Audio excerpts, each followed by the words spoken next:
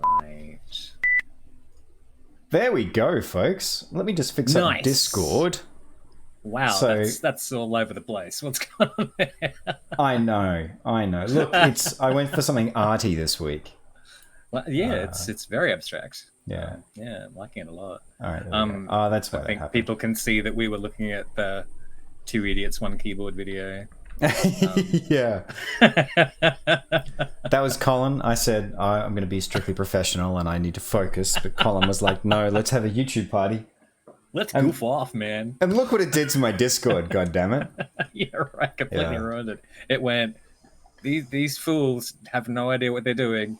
They're just actors. Not like they know anything about hacking. Yeah. What? I apologize for being so far back here as well, but after 5 minutes of trying to find in Discord, trying to argue with Discord about my camera settings, I lost the will to care about that one. I do have to be super careful now, though, because I made the clever choice of deciding to stream without pants. Don't stand up. Kevin's not going anywhere now. You can see... Yeah. You can, however, now see our sponsor, Pure and Clean Water. Don't remember the can. Remember the can. We can provide you with clean, fresh water. Which Fallout is that? No, it's The Expanse. Fallout. Oh my god, sorry. Yeah, I've only watched a couple of episodes of season 1. I'm so sorry. It's okay. Not everyone likes breathtaking performances and gripping story. I understand. I'm such a filthy time. Yeah, as you can see, we loaded up Two Idiots, One Keyboard. Yeah. Which is kind of appropriate. This is it's an apt metaphor for what we're doing here. Although Two Idiots, so many keyboards. Yeah. One keyboard and I'm the idiot. Cole is doing his best to direct me. No, Kevin, no. And what are you directing me in, Cole? What are we here for? Oh my god. We are here to play some more Mass Effect, and this is Mass Effect 1, and we're in the very early stages of the game. We haven't even got off the Citadel yet, but we are about to. We are about to go up to the Council and tell them that Saren Atarius is a very bad boy and needs to be smacked. In the world of boys, BOI, he is not the goodest boy. Far from it. Yes. So, what are we going to do? Like, when we become, how are we going to smack? How are we going to smack Saren? You know what? I reckon we should get ourselves a sweet ride, and we should get ourselves a real nice set of people to have that sweet ride with. And we should tour around, find out as much as we possibly can about what the goings-on of Saren Arterius are, and then put the smackdown on him real hard. But Colin Smith, I put it to you that Alliance law could impede us. That is true. We are stifled by the fact that we are an officer in the Alliance. Beholden to the laws and the dictates of the military structure that we are within. It is very true. There is, however, one set of people who are beyond that law. We should probably... It's too much to ask, surely. It's too much to ask. No. Colin, speak. Let's hear you out. You have an idea. There is the special tactical... there is the Special Tactics and Reconnaissance Group started by... I can't even remember. The wasn't the Quarians, it was the Solarians many centuries ago, of which Saren Arterius is in fact a member. Interesting. He should be stripped of those rights, really. But I see. So we would join this organization and work alongside human colleagues, of which there must be many. There aren't. What? There are 0 human spectres. Are you implying that we would be the first human spectre? We would be, yes. Many have come close, but none have reached that vaunted title yet. It's crazy talk, Colin. It's crazy talk, but I like where your head's at. I say we do it. I say we try. Initiate spectrification. Indeed. Let's do it. There's that gorgeous music. My audio is still coming through. Damn. Oh, really? Yeah. Oh, bugger. I don't know why. Why is it doing that to you? Yeah, is it It's coming through on Discord, obviously. So you shouldn't be getting your audio back on Discord. You should just be getting me. Yeah. Hang on. True. Let's have a look at this, because this is going to be I've been in your situation before, and Okay. I know how disconcerting that can be. Wasn't there an echo cancellation setting that we had? Oh, true, right. Because you're on a different machine now, aren't you? I am back on it. Yeah. I'm back on the desktop. So let's see. Echo cancellation. Oh, might be not on my end. So let's do that. All right. Okay. Let's see if that does the thing. All right. If I was being super organized, I would have kept all of this in Evernote as we found it, but. Recording, and I think I heard myself again. You heard yourself again? Yeah. Yep, I did. That's sad. What about on your end? I'm not getting any echo. Oh yeah, but on Parsec. Yeah? So if you go into settings. Okay. And then voice and video. Alright. Hang on Discord or Parsec? Oh, sorry. Discord, sorry. There we go. Yes. Alright, please hold, folks. Technical troubleshooting is kind of par for the course for these streams. And it's about halfway down under voice processing. Alright.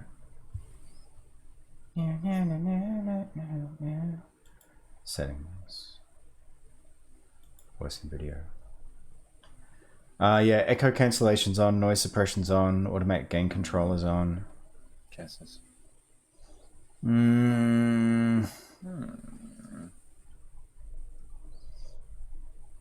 Kevin is unhappy about this. Yeah.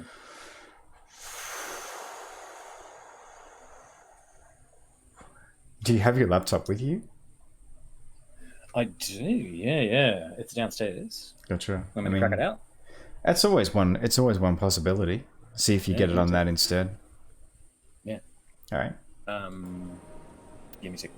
All right. Yep, you're right. All right, I'll go back to the OBSs. There we go. Alrighty. And I'll just double check. That I know Sundays are a bit of an ask for folks to turn up. But I'm just going to check the Twitters. Check the Twitters. Oh no, I can't because I'm not logged in here. I'll do it on the iPad. Of the 15 devices that I have in front of me, one of them will allow me to check the Twitters. Did I ask you? Did Hootsuite do its thing? Okay. Yeah.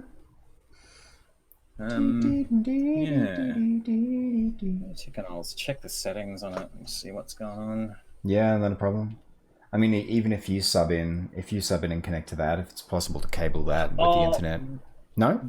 It is, but I wonder about the, you know how we had that Parsec crashing? Like, what's more annoying? Look, I would say it's easier to deal with Parsec reconnections than to deal with the mental load that you would have, like hearing yourself constantly and having to filter that out.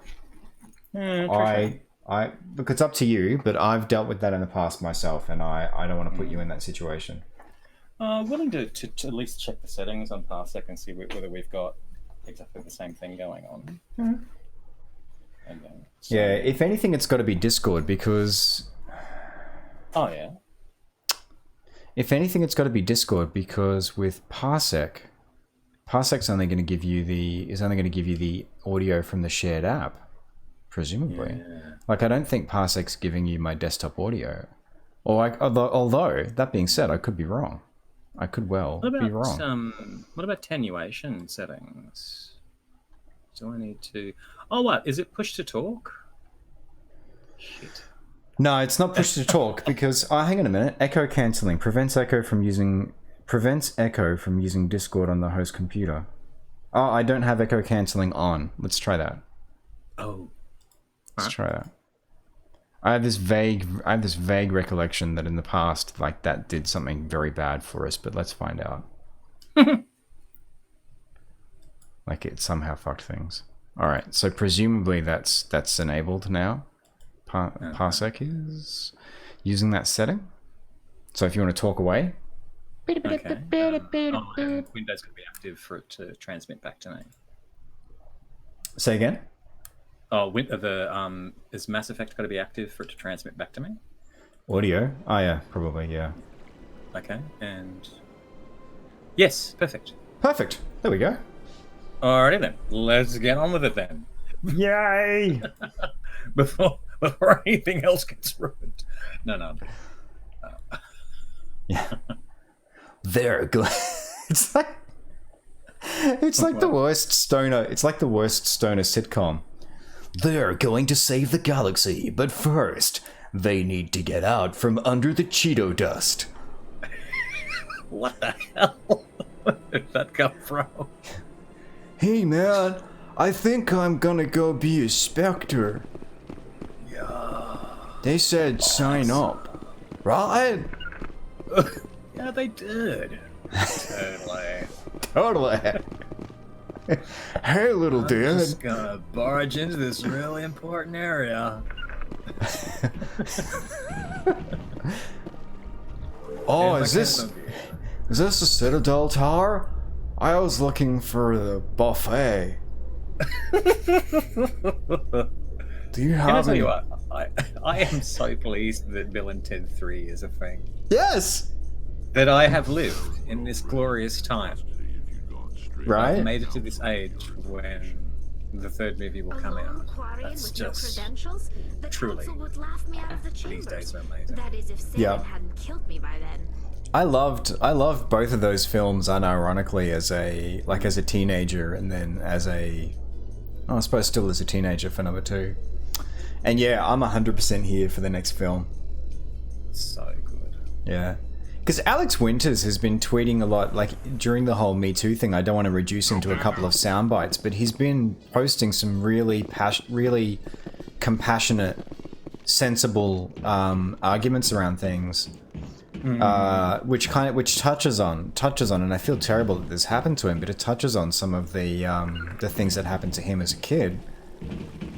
So it seems like he's someone who has his head screwed on, like, really tightly, and is, like, as well as doing all of that, because I don't want to reduce him just to that, but he's also making really interesting art. Yeah, right.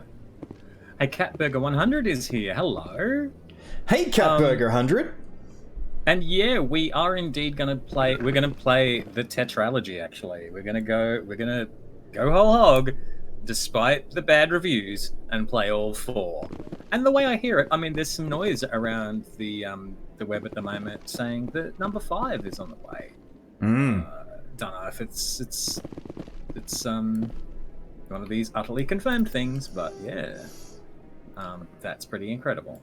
Yeah, look, with what's happened in the past with what's happened in the past with Anthem, it feels like it's a shoo-in, like a new Dragon Age and a new Mass Effect. Hey, can you go back to the map for a sec? Yeah, sure. How you doing, by the way, Catburger? Our question for Sundays is, Cole, I'm gonna need you to give this to me again, because I always mangle it. Was it what are we looking forward to most during this week?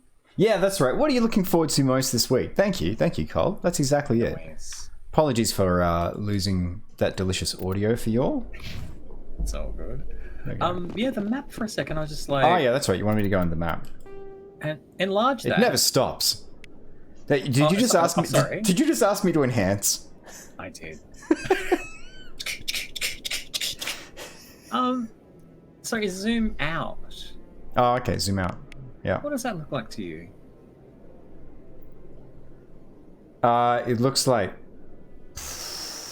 Hang on a minute. It looks a bit like an Eldar mask from Warhammer 40k. What are you seeing? A Reaper? Was the clue always there? Are you going to go all indoctrination theory on me now? Hey, look! This is the design of this central hub of the galaxy. But Colin, if you decompile the patch file from January 25th, I'll take this side of the 2007. calculator of the side of the keyboard. You take that side. But yeah, just that looks a lot like it. Well, it looks at least a lot like a Leviathan. Yeah, I'm gonna do a print screen. I think I'm gonna do a print screen on Windows 10. Oh, that's right. Windows 10 doesn't generate screenshot files, which it puts sucks. it in the clipboard. Yeah. Unless you use snipping, I think. No. There's a snipping tool. Yeah. Oh, what am I doing? I've got a marker. I'll just make a marker on it. I'm clever. I have a degree. Nice. I worry sometimes when I make that joke with people that people would think, oh, well, you're a bit up yourself, aren't you? But whenever I say that, it's just to demonstrate that I've done something silly. And a university gave me a piece of paper at some point in time and said, we want this person to represent our intellectual acumen. Come on. We don't quite know that. Udine is presenting the Oh, hey, can you up evidence the to the audio council. on Parsec a bit? Eden Prime was a Yeah, major just give me a victory. quick sec. You have to read subtitles for a second. One step closer okay. to finding the conduit. Hope it's And coming one through step loud for closer everybody to the else, but return it's of just the it's a little Reapers. bit down for me. You wanted proof? There it is. This Oh, hang on, I evidence can- is irrefutable, Ambassador. Saren No, was I sent can't- to I Inspector can't pause status, this. and all efforts will be made Yeah, to bring him yeah. in to answer I'm for his getting- crimes. Theme music. I but recognize no the other voice, the one voice. speaking as Man, are we back to this again? Matriarch Benezia. I think that might be why we got echo. I think that might be why we turned echo cancellation off, because it killed the VO. I remember there being a hitch. Son of a bitch. Alright. Yeah. Alright. What's it going to be, Cole? Switch it back on. It's alright. There was a I will put up way. with myself. There was a way that we got rid of this. Man, I wish I knew what it was. I should have documented this. Yeah. Hang on. I'm just going to go there. I'm just going to very quickly. I'm just going to check Evernote. This is the content that you all are here for. You're looking forward to new movies, Catburger. Is that anything releasing this week? Tell us more. Or is it the Bill and Ted? Oh, yeah. I'm correct. All right. Where are we? Let me just double check here, because this is going to be real. It'd be a real pain in the ass for you otherwise. No, Kevin did not make any notes about that, because that would have been smart. That would have been smart. Fuck a duck. Fuck a duck, duck. Yeah, I mean, I can kind of understand why Parsec's echo cancellation doesn't quite do that reliably, because it's tricky, like, for it to be able to tell between things. Yeah, because we were doing Parsec for video and for audio. Right? Yeah, and I have to send Discord audio your way in the mix, because otherwise, or you have to be able to hear via the Discord call. Yeah. Ah, you're looking forward to the Sonic the Hedgehog movie. Ah, you're going to see that this week. Awesome. Yeah. I've heard good things about that. Right. Okay. Yeah. Sonic the Hedgehog was not my time. I kind of missed the game, and I didn't have a. It was running on the PlayStation. No, it was running on Sega. Sega. Oh my god. Yeah. I didn't have a Sega, so I missed that whole thing. Yeah. So yeah, I understand that people are excited by it. I'm just like, nah. Okay. But yeah. It's great that things from people's childhoods are now becoming much more present. Yeah. Are you okay if I push on, Cole? Because I'm Yep, indeed. Go on. I don't know. I don't know. Yeah, chuck echo cancellation off again. And Yeah, it's off. Let's keep going. All right. And I will cope Yeah. for now. Yeah. Yeah. I'm just gonna. It's all right, hang man. on. No, I'll that'll just do. double check one thing. Is there any? No, there's nothing in Parsec that looks otherwise to do the thing. Yeah, the only thing I can recommend is if you go back and look through the settings on your laptop, like later with a fine-tooth comb, comparing your Discord client configuration. I might very quickly check it in our intention. Yeah, for sure. Alright, so Councillor Tivos says, I recognize the other voice, the one speaking with Saren, Matriarch Benezia. Do we go for question mark, or are we going to go for the cold confirmation of another traitor? Cold ass, man. I mean, you know, Paragon, so another traitor.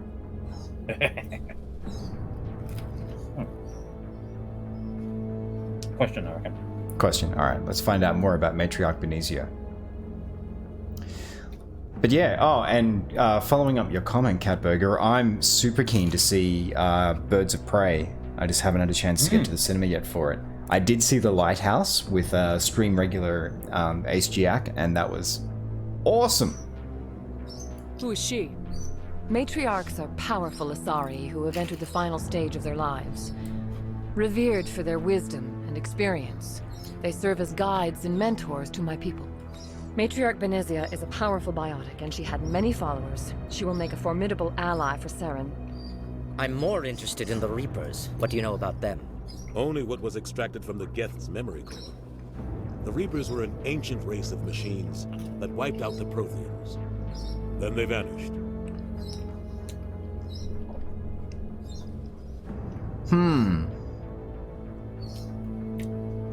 Yeah. Saren's bringing them back feels like the most pertinent point there. Yeah, okay.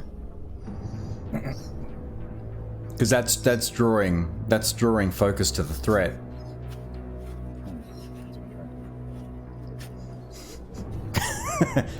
I'm bringing Reapers back. Those other specters don't know how to act. Like flares. The Geth believe the Reapers are gods, and Saren is the prophet for their return. We think the conduit is the key to bringing them back. Saren's searching for it. That's why he attacked Eden Prime. Do we even know what this conduit is? We will. Oh, so you're saying does it matter, or are you saying not yet? Oh, not yet. Yeah. Because that feels like the responsible choice, like as opposed to does it matter? Yeah. Why are you even asking me? Oh my god, when we find out, we're just gonna do it. See, because yeah. Saren thinks it can bring back the Reapers. That's bad enough. Listen to what you're saying. Saren wants to bring back the machines that wiped out all life in the galaxy? Impossible. It has to be. Where did the Reapers go? Why did they vanish? How come we found no trace of their existence? If they were real, we'd have found something. We found debris. You know that meme online of Jonathan Frakes, like it's a supercut of the show where he introduces, like, starts the episode with a question? I was just imagining. I've not seen that, no. Oh, it's brilliant. It's brilliant. I was just imagining Jonathan Frakes, like, crash tackling the guy and, like, just continuing on with... Nice. Did the Reapers wear hairpieces? I haven't watched any TNG yet. I'm still working my way through the original series. Oh, okay. This is a separate show. This is a show that he did, I think, post Star Trek, because it's like it feels like very much like a. Oh God, my brain is not working. Leonard Nimoy did one in the 80s. All right. Oh, right. The Reapers are real? Yeah, let's go with that. I tried to warn you about Saren and you refused to face the truth. Don't make the same mistake again. This is different. You proved Saren betrayed the Council. We all agree he's using the Geth to search for the conduit, but we don't really know why. The Reapers are obviously just a myth, Commander.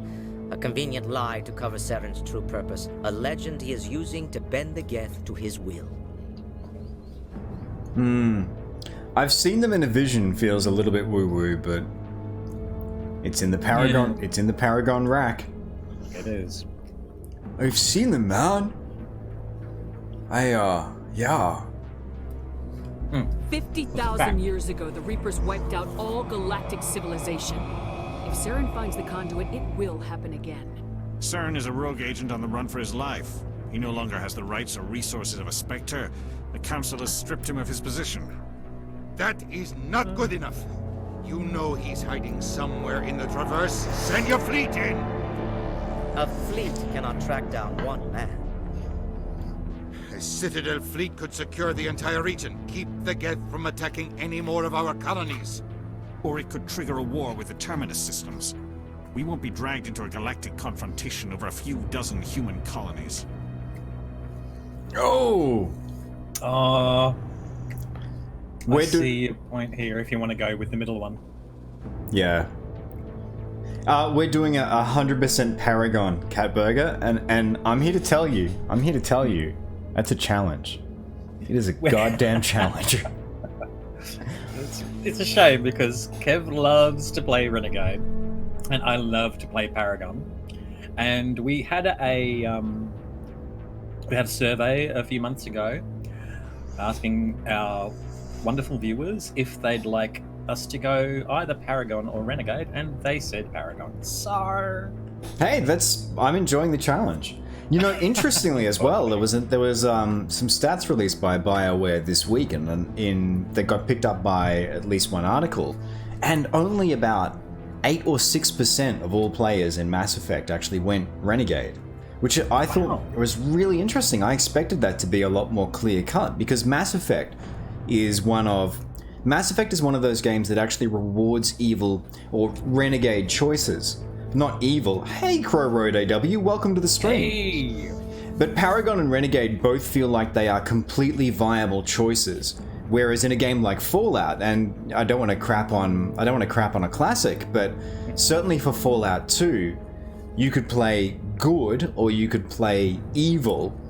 And evil had much less interesting choices for you. Whereas Paragon and Renegade aren't good versus evil, because you can be Renegade and you can still be fighting for all the same things. It's just you have a list of kneecaps to get through before you get to your goal. Oh yeah, for sure. Yeah, and that's I think there are some Renegade decisions which are very, how do I put this? Yes, Colin. Destructive? Yeah, there is. I didn't go 100%. I didn't go 100% Renegade. There are some options where you're just like, okay, this is just Shepard being a dick. For sure. Yeah. I think there's a fine line there. Yeah. ULB for the win. Adam, can you unpack that for us? ULB. When you say ULB, I'm not familiar with that acronym. But yeah, to answer your question, Catburger, we're doing 100% Paragon, and I'm loving it, because one of the things I will say about Paragon, you get to talk to people so much, you get to talk to so many more people. Either you go upper left blue, yeah. Right. Alright, are we good with send me? Because I reckon that's the direct, like, I'll do it. It is, and I keep thinking that so you'll do nothing is also accusatory in some way. Yeah, exactly. Yeah, we're gonna take charge. We're just gonna be like, okay, fuck it, give me a sweet ride. Give me a sweet ride and some peeps. For sure. You know what? I agree with that, Crow Road. There are some fantastic Renegade Interrupts in ME2. One of my favorites. I'll probably show you when we get to it. You don't know about romance yet, Catburger? We didn't include that in the poll, did we? We were kind of like, we'll sort that out along the way. So I think it's going to come down to regular viewer votes over time. What we might even do is like a running poll as we go through individual games. So then, folks, if you turn up, actually, that might be a really interesting thing to do with channel points. Oh yeah. Yeah. I'm just going to make a note about that. Sure. But yeah, there might be a way. I still have it in my head to romance Caden, and then when it's time to decide between two of our humans to get through a particular place or not. We don't choose him. All right, send me. So yeah, we're not sure yet. Both of us, both Colin and I, have very fond memories of the romance options that we've chosen in the past, but I know that I don't believe that my romance option from previously, which was Jack from ME2, feels incompatible with the character that we are building here. For sure. And I watched the playthrough of Romance with Her, and it's amazing. It's really cool. Ah, it so is. It so is. Yeah. We'll get back to this in a sec because I just want to move at least one option forward here. I can take Saren down. The commander's right. There is a way to stop Saren that doesn't require fleets or armies. No, it's too soon. Humanity is not ready for the responsibilities that come with joining the Spectres. He sounded a little petulant with that, like, no! Well, you know, there was the whole First Contact War, and then... Yeah, that's fair. It is Spectre time. Alright, I'm ready. Yep. Top one. Top one. Okay, yeah, fair enough. It's the best solution. My body is ready. Quit holding us back! Don't be such a buzzkill, man! Alright. You don't have to send a fleet into the Traverse, and the Ambassador gets his human Spectre. Everybody's happy. Interesting.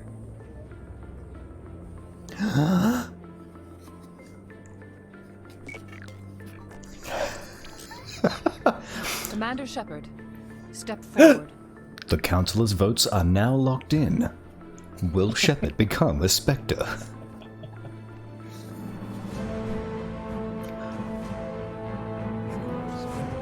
And everyone's watching. It's so cool.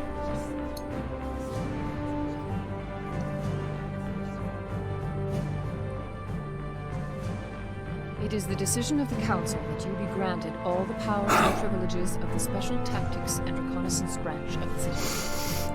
Spectres are not trained, but chosen. Individuals forged in the fire of service and battle, those whose actions elevate them above the rank and file.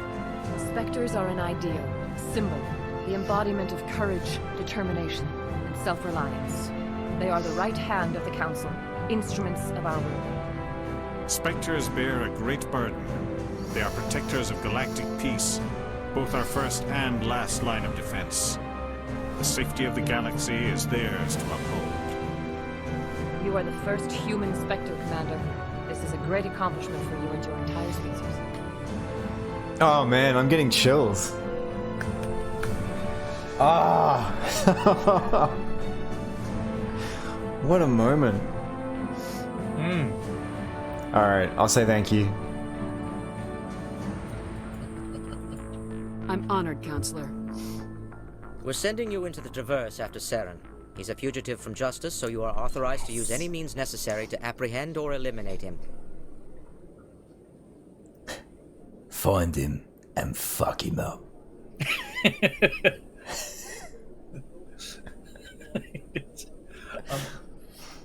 Oh no. Ray Winston on the council would be amazing.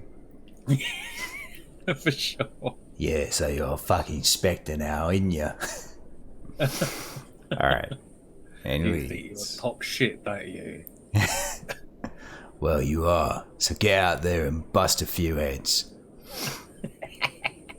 Alright, Any idea where to find him?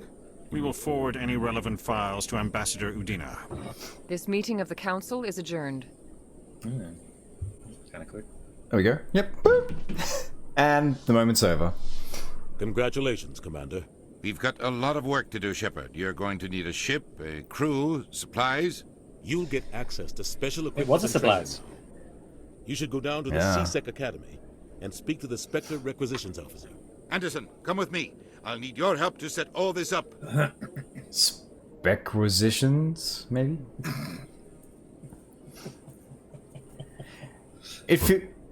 Bastard didn't even thank you. It feels like Udina is like one gesture away from being on watch for being a potential villain. Like when you're like, send the fleet! Yeah, right. That fist thing going on. It was like, are you Udina Palpatine or something? Yeah. Boop, boop, boop. Steepling detected. Steepling detected. Please detach fingers. Excellent. He's the first. Go for it. Go for it. Swing for the fence. All right then. All right. Excellent. It's all falling into place. Nice. Send out the flying monkeys. Delicious. All right. I'm going to go for I don't blame him. Yeah. Until I find Saren, I haven't done anything. Come on. Right behind you, Shepard. Wuss. There we go. Spectre training, charm, and intimidate options unlocked.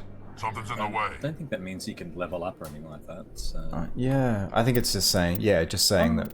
Let's find out. Or did you get a level just then? No, because it didn't ping. You did. You got points. What? We must have them from last time.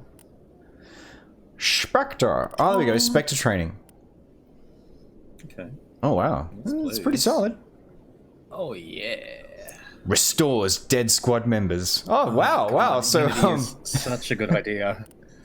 I'm so glad that it got put into the main game mechanics in 2 and 3 and 4.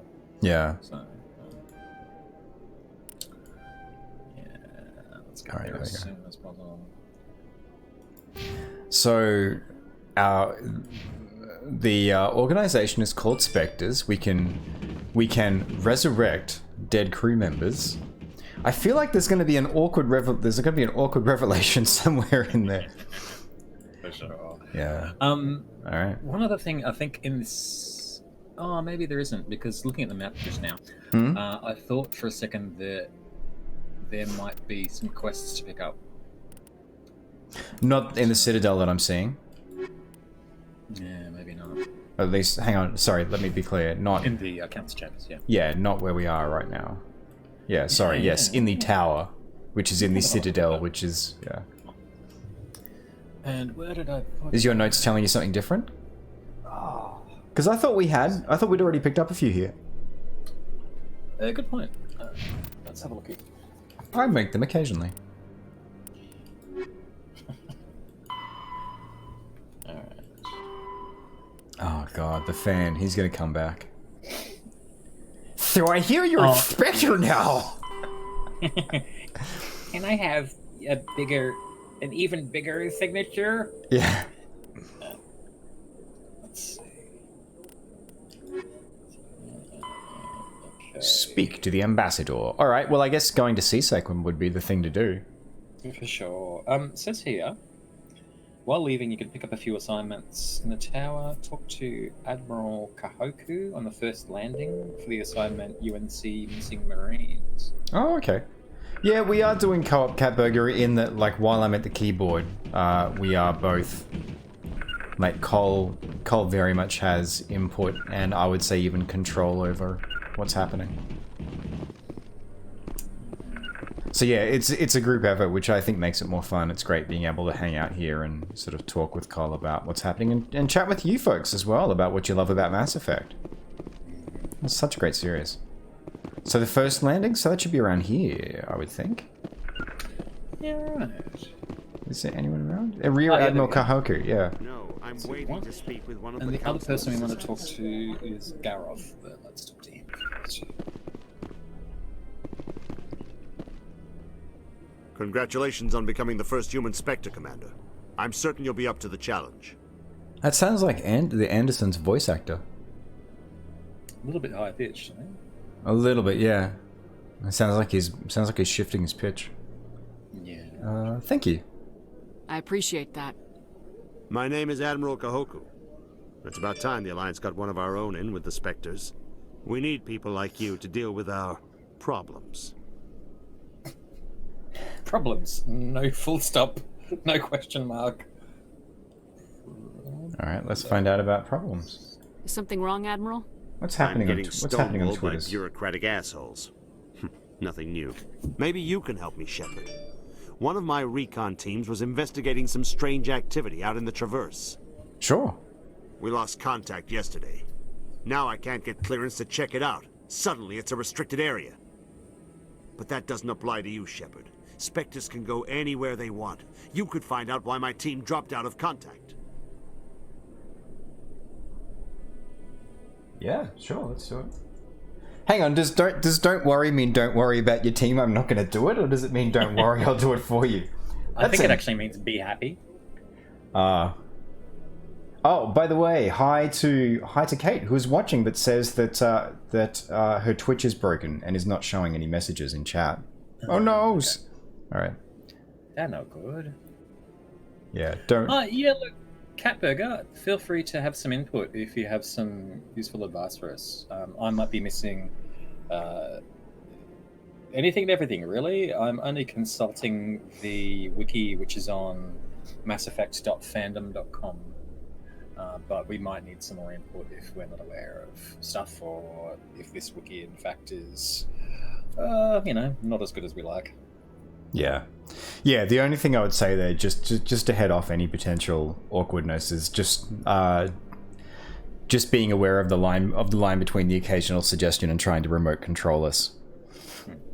I only say that because I've had that happen with folks on stream before, where they just constantly just spam chat with what they want to have happen next. And I'm not saying that's you at all, because this is the first time we're getting a chance to hang out with your delightful self. But I prefer to put those conversations in up front now, so everyone's on the same page. All right, yeah, let's do deploying Bobby McFerrin. I like the way you think. I'll find them, Admiral. I appreciate that, Commander. I was running out of options. I'm going to stay here and see if I can find anything out through official channels. Won't hold my breath, though. No, don't. There we go. I'll upload the info on where my team was last seen to your ship. Is not played by Keith David. Got it, okay. Yeah, it's probably just similarities then. My bad. Yeah. Yeah, indeed. So voice actor is Brian George. Okay. Yeah. Keith David, I've been watching a lot of Rick and Morty lately. Oh yeah. He's the president on that show. Oh wow. Hey, I hear the fan base for that are a delightful bunch. You should reach out to them. Oh. No, I'm being sarcastic. You're familiar with the whole like Szechuan sauce thing and everything else, right? I'm not, no, but look, my partner watched the series before I got a chance to. Oh, okay. And she did say, oh, look, it does have some really kind of laddish things in it at times, and it's the fan base is equally laddish, and that brings its own problems, obviously. Yeah.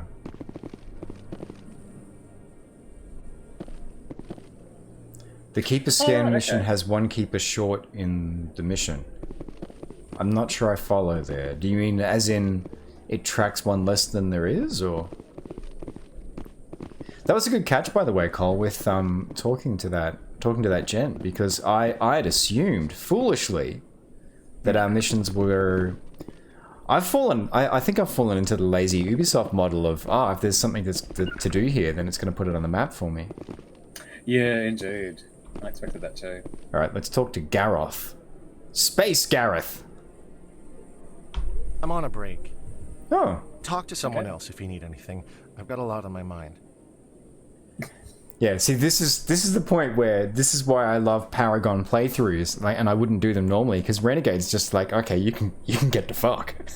But Paragon is just like, oh, well, I'm saving the galaxy, but what's wrong, Gareth?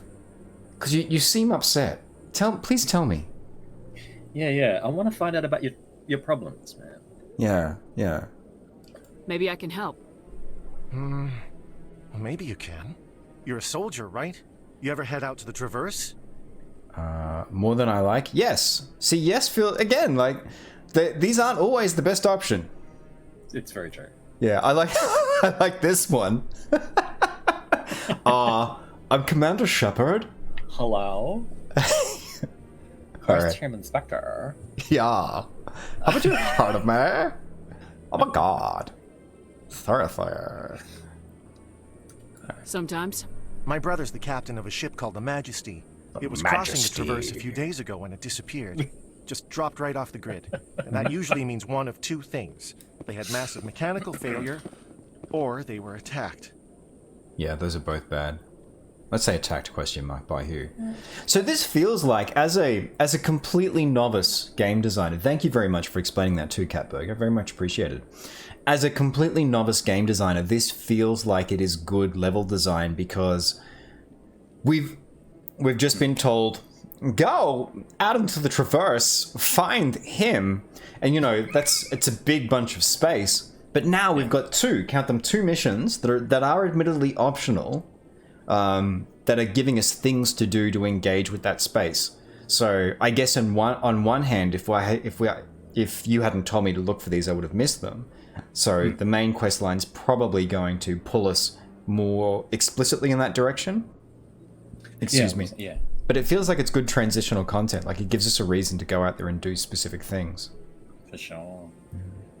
Any idea why someone would attack them? Oh, sorry, my bad. Privateers, slavers, mercs looking for an easy score. Hold that thought. There's a lot of nasty sorts out in the Traverse. I won't give up on my brother. Not yet. I've got the coordinates for the last transmission from his vessel. All right, you're saying? Oh, that I mean, ostensibly we're looking for as much XP as we can. Yes. So we can kind of deal with the final boss. So level cap is 30, I do believe. I think so, yeah. This game. So, and then the transition from between ME2 and ME3, you get to keep your level. That's fine. But between ME1 and ME2, it doesn't give you that. It chucks you back to, depending on the amount of XP you've got, either level 2 or level 3. So it's like you are learning how to be an entirely new Spectre agent, building up all these skills again. But that's fine. I mean, I kind of think we're starting a new game, so we're going to be learning the mechanics again. We're going to be learning the powers again and that sort of thing.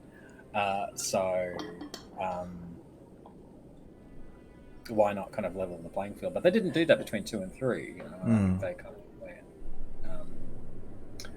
if you've got a handle on things, then we're going to give you a bit of a easier pass. Oh, not that they don't scale the encounters as well, but it's a bit of a. It feels like a little bit of a rip-off to go from 1 to 2 and have all of your 27 plus levels get wiped off. Yeah, I guess it's a hard one to solve. Do we have DLC? Yeah, we're playing through. I'm pretty sure for Mass Effect 1 we've got both bits of DLC. For Mass Effect 2 we're going to be doing all of it as soon as Kevin rescues his Origin account, which I haven't done yet. Oh, no. Yeah, got to go that's through. That's good too, because I did not pick up the DLCs for ME1, so this is going to be new territory for me. Oh, there you go. Sweet. Yeah. I've got all the DLCs for the other two, but yeah. Yeah, I think I've only done 1 or 0 for Mass Effect 1 because the common wisdom was they're okay. So yeah, all right, let's investigate. Add a little bit more flavor. Yeah, exactly.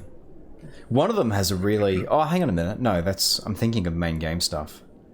But there's a really interesting payoff for with the Rachni. Right. Oh yeah. Brother's ship. What kind of ship was it?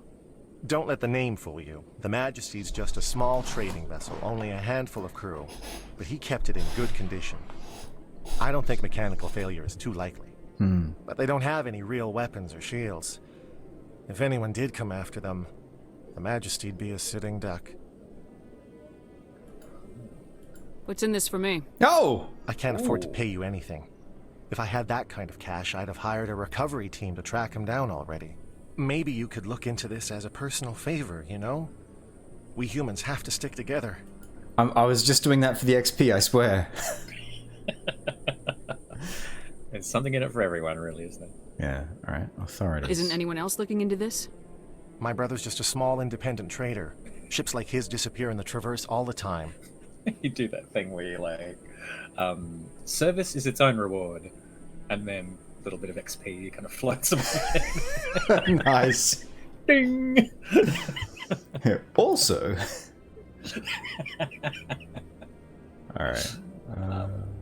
If your brother's still alive, I'll find him. Give me the coordinates. I'll forward them to your ship right away. Please let me know as soon as you find him. How does he know where my ship is when I don't? I haven't been given a ship yet. When you had that opportunity to also say, "I'm Commander Shepard." Yeah.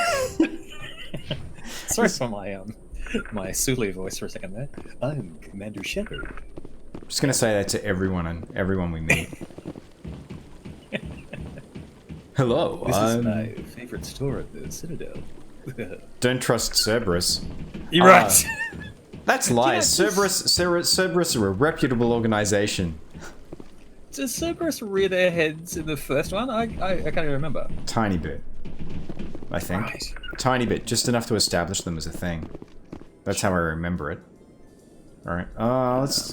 Now we've got to go to the to CSEC. Is that right? Yeah, we're gonna go CSEC. Let's do the thing. Down one of them. Oh, magically appearing companions. Oh, I should also say, Catburger, but yeah, it's. We've played the series before. So, in other news, Exogeny Corp is still denying reports that one of their survey teams has gone missing in the Hades Gamma Cluster. When asked why communication with the survey team was suddenly cut off last week, company officials refused to comment. Up the northwest, and Matron's down in the southeast.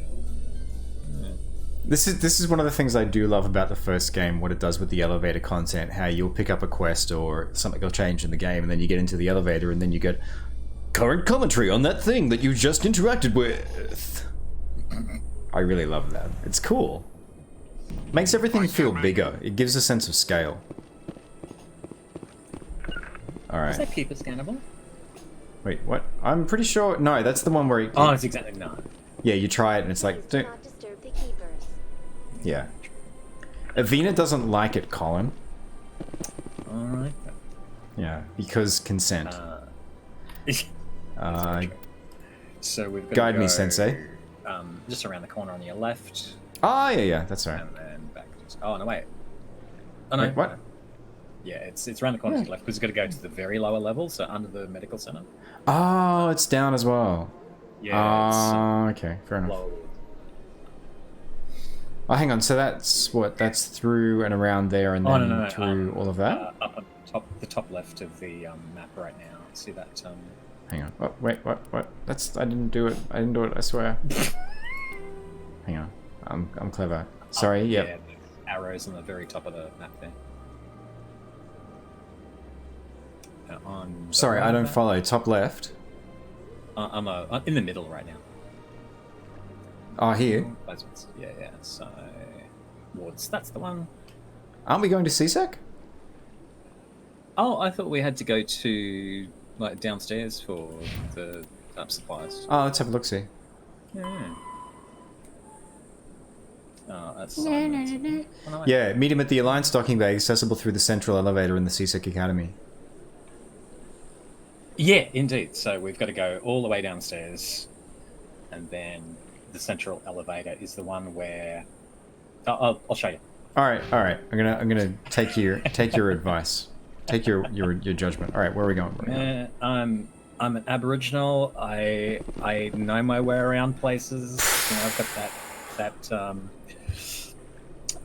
intrinsic sense of direction and place. So it is. I was telling people that for a long part of my life. So. Say again? I was telling people that a long part of my life. Just that I have really good direction sense. It's just a thing. All right then, Cole. Where am I going? Just telling people. Yep, right in front of you. All right. Telling people it was because I was black.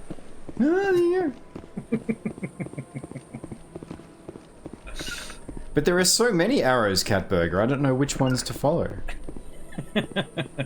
I have the worst sense of direction.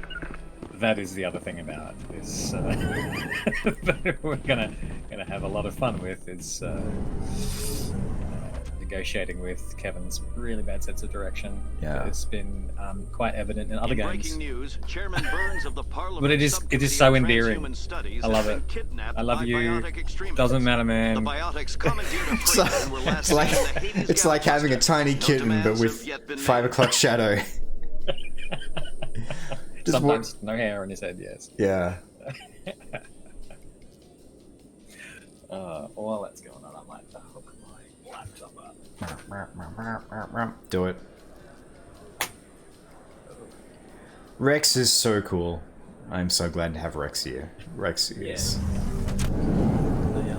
I remember last playthrough, I started at ME2, I skipped ME1 entirely, and yeah, Rex unfortunately just wasn't there for the whole thing, so...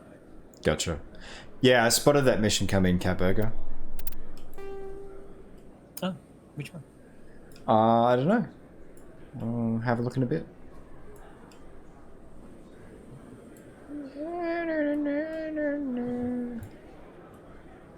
Alright, I'm trusting you here, Cole. Yep, so all the way down. Alright. You keep going that way, I'm going to hook in my laptop's power supply. Do it. Do do do do do do do do do do. Lift to the wards.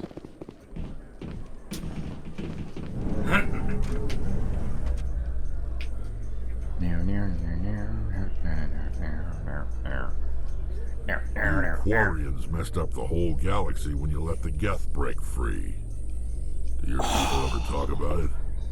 Do the Krogan talk about starting a foolish war that resulted in the Turians sterilizing your people?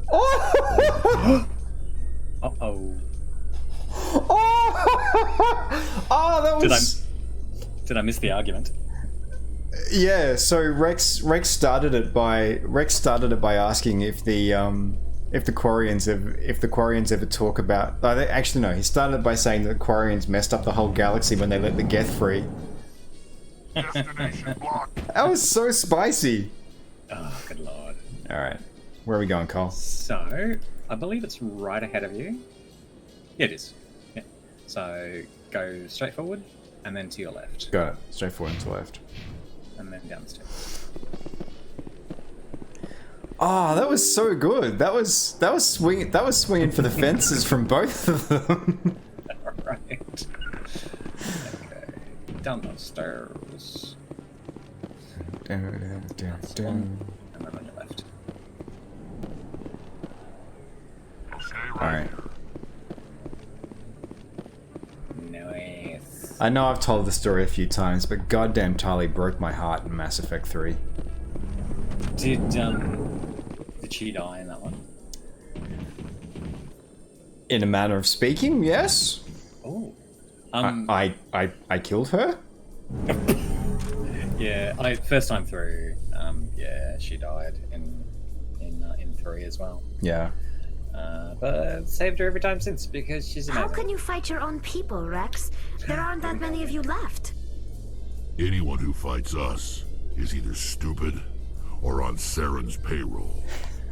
Killing the latter is business. Killing the former is a favor to the universe.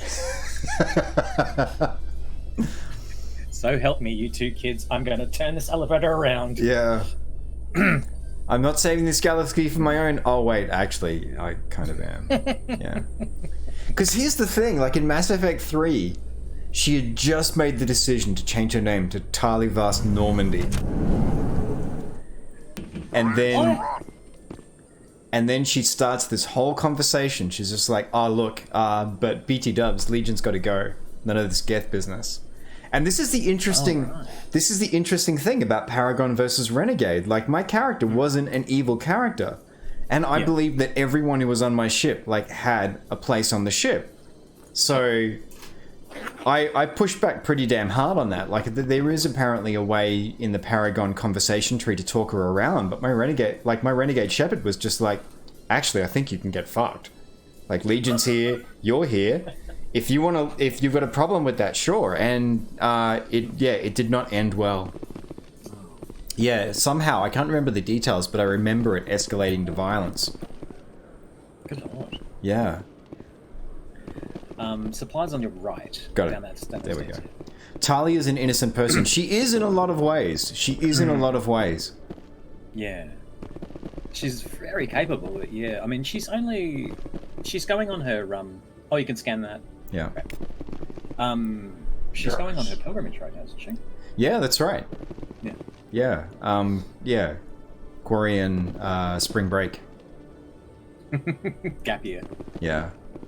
I know I couldn't remember. I don't think we found the name for this last time, but yeah, there is a name that the Amish have for that thing. There was a documentary about it, where, yeah, they just go. Really? Yeah, they just go. They leave the community and go buck wild for a year.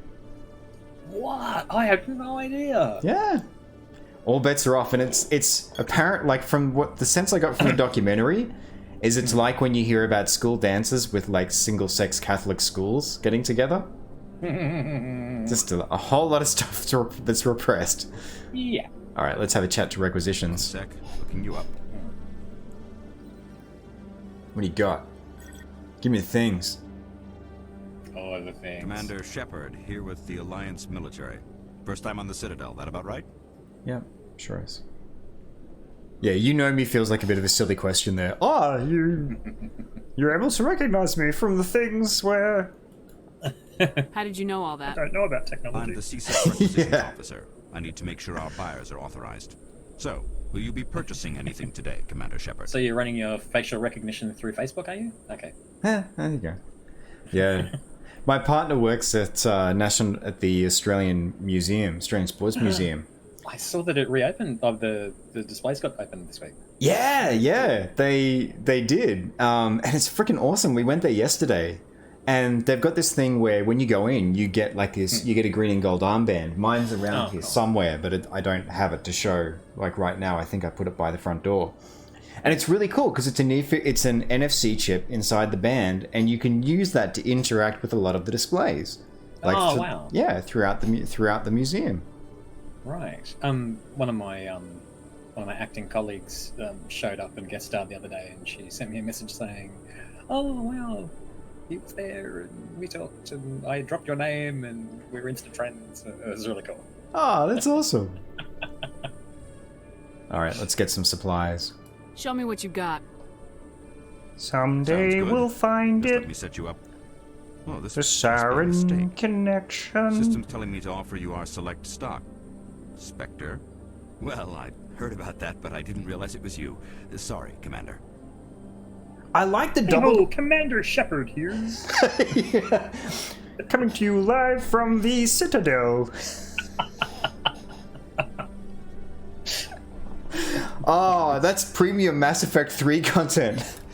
Oh yeah, you bet. The Muppets DLC. Yeah. Like only son. one character is human, and the rest are all Muppets. Yes. Get stuff. Oh, what if that one character was Sovereign? Hey son, how you doing? What's up, son? Welcome to the stream. We've just become a Spectre, and it was such a great moment. And now we're being Muppets. And now we're Muppets. Literally Muppets. Nobody knows how. Yeah. All right. No problem. Just show me what you got. I'll open the rare stocks for you, Commander. Enjoy. Jeez, Shepard, don't be so edgy with him. God. Oh my god, it is. I'm gonna get $3,000. It is a bunch of stuff that we can afford none of. Alright, we need to go into the galaxy and shoot things. Unique eye. Oh, what? I didn't mean to buy that! What did you just buy? I bought a license to buy stuff. Like, it opens up other options. Hang on, grenade upgrade. Son, sounds like it's been a weekend for you. Got high, got laid, forgot to eat. Oh! That's awesome. I'm surprised though, because I would have thought that two of those would have fed into the other one. Like, both of those are good reasons. Both of those are good reasons to have a meal, but you know, maybe you already ate. Yeah. Or you ate in a different. Oh, sorry. Was I not edging close enough to that line, Cole? Let's just keep on going. Sorry. Was that whole getting high and getting the munchies? Yeah. Grenade upgrade, we probably don't want to go for yet, I guess. Alright, let's go shooty. Yeah, there's nothing we can afford there. We don't have enough. Don't have enough creds. Yeah. Sad face. I want good loots. Okay. Now we gotta go up the central elevator to get to the ship, don't we? I was kind of hoping you'd tell me. So the central elevator is... This one here? Is it that good? I can't remember. So sorry, it's all failing me. We could mouse over them and just have a look at it. Please stand by, everyone. That's the one. That was terrible. Right, this one here? Yeah, to docking bay. Yeah. It's behind me. It's... The one. Oh, is this a pantomime stream? Where's the elevator? It's behind you! Where?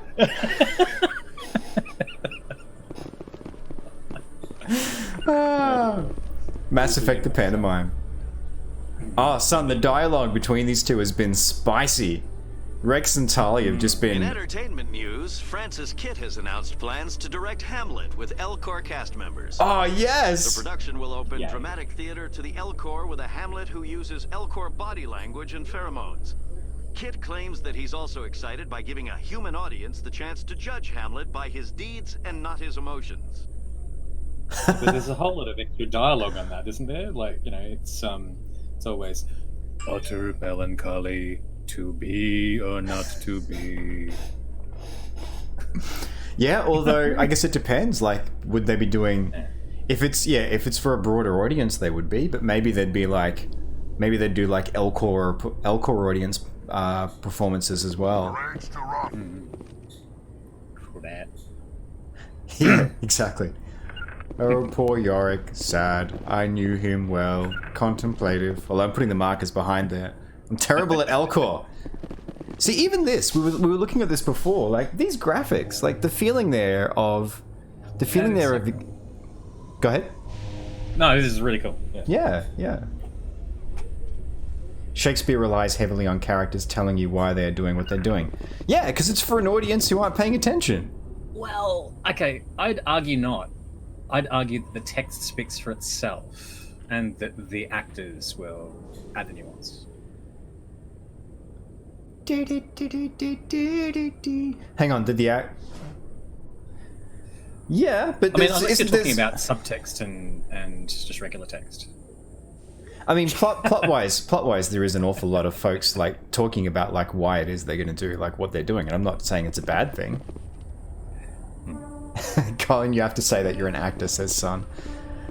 Alright. Right. Should we talk to Fisty McSteeples? Ambassador Palpatine. I mean... Yeah. I'm afraid your ship is quite operational. Alright, let's do it. This is our other big moment. I've got big news for you, Shepard. Captain Anderson is stepping down as commanding officer of the Normandy. The ship is yours now. She's quick and quiet, and you know the crew. Perfect ship for a Spectre. Treat her well, Commander. Oh. Ooh.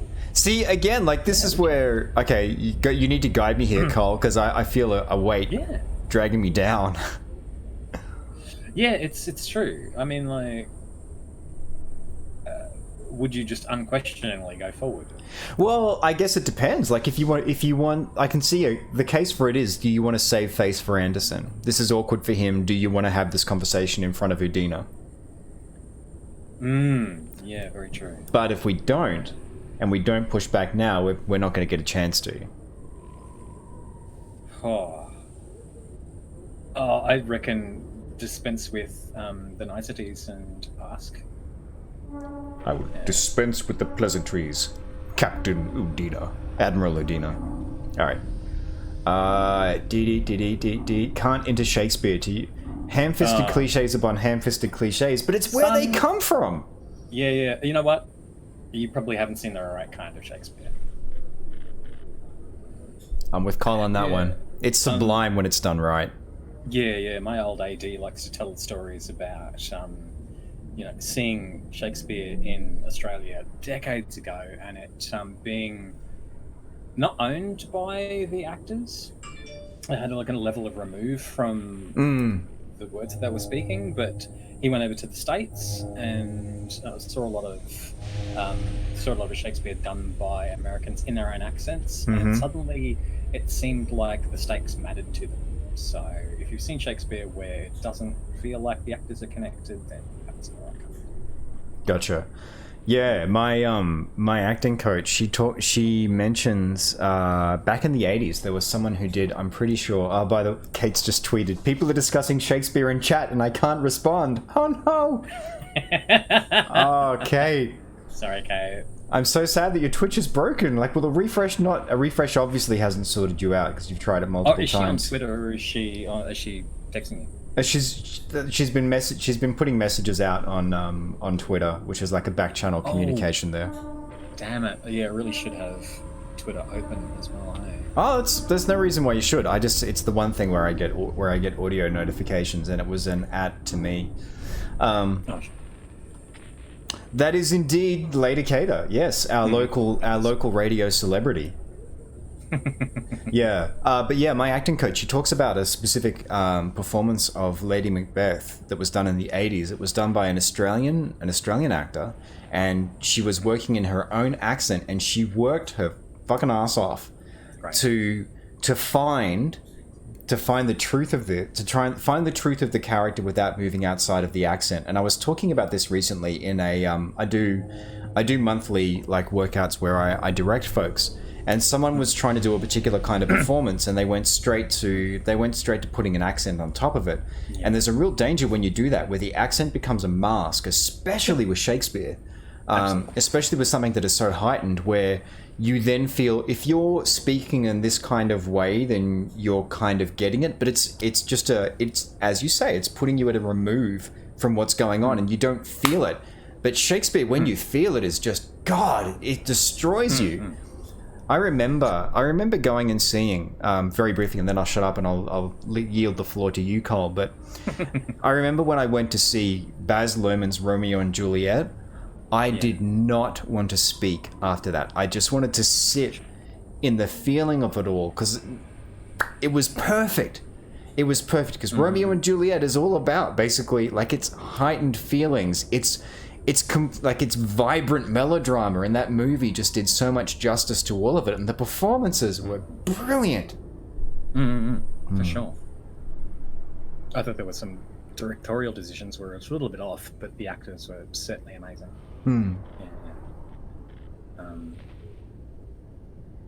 I'll get back to a couple of the things people were saying. Yeah, that's a good point, Crow Road, that Richard III does kind of front up and go, well, I will be a villain. And yeah, that is a thing. On the Cat Burger is very like, oh my god, why is all this acting shit going on? We should probably just keep going. No, welcome to the channel. This is what happens. We have conversations about things. This is why I tag all of the this is why I tag all of our streams with pop culture as well. Yeah. And it is the response that we have to click on that we need to kind of go forward on as well. But yeah. But this happens. This is why we're still where we are. Just bear with me for a quick sec. I'm just going to make sure that Codsworth hasn't. Kate's saying now that she can't speak in Twitch, and I just want to make sure that Codsworth hasn't somehow accidentally shadow banned her. Yeah, I will agree. Some of the language is because it is earlier modern English. Yeah, it is a little bit hard to divine, but I think that's the actor's job to know it inside out, know the meaning. When they say the words, it'll mean something to them, and hopefully they'll be able to convey it to the audience in an effective way. Yeah, absolutely. The difference with someone who actually understands what they're saying and is then able to manipulate the text in a way where they can convey that meaning to you, it's night and day.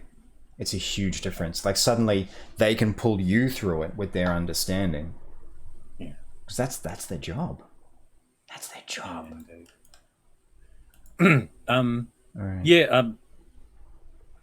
It is true. Yeah. If a performer is great, then they'll pull anything off. Yeah. But there's only so far you can elevate bad text. Jeremy Irons, great example of this. Jeremy Irons is like, the dude has no pretensions about some of the films that he turns up for, and he does work. But by the same token, there's only so far he can take those scripts. Like Dungeons and Dragons is a pretty atrociously written film. It's fun to watch him in it, but that's not a performance. It's not a performance you're going to remember forever. choose that damn furniture. Like, yeah, there's no tomorrow. All right. Have we heard of a movie called The Hunt? The Hunt. I can't say I have. Hang on, The Hunt. What did I just type in? Yeah. I did. I managed to take a look at Discord while we were having a look at all this. It might be input sensitivity that we're looking at. That's only going to trigger when you talk, though. Oh, that might be me then. Just a sec. Because I'm not sure. Oh, hang on. You're saying I should put my input sensitivity back up because it might be that when you talk, that's triggering my mic. That's possible. Check mine. Hang on. Yeah. No, I'm. Hang on though. No, because Discord's not feeding off my desktop audio. So right. Yeah, so that's not going to trigger it sending audio back. All right. Have a look at all the other things while we're doing this too. So The Hunt is a 2020 action thriller. 12 strangers wake up in a clearing. They don't know where they are or how they got there. In the shadow. May the odds ever be on your favor. Sorry. Oh no. In the shadow of a dark internet conspiracy theory, ruthless elitists gather at a remote location to hunt humans for sport. But their master plan is about to be derailed when one of the hunted, Crystal, turns the tables on her pursuer. So it's a final girl movie, I guess. Interesting. Could go one of a few ways. I can think of a few names for director where Craig Zobel. Haven't heard anything about Craig Zobel as a director. Damon Lindelof as a screenplay writer. He did actually do something a while back that wasn't bad.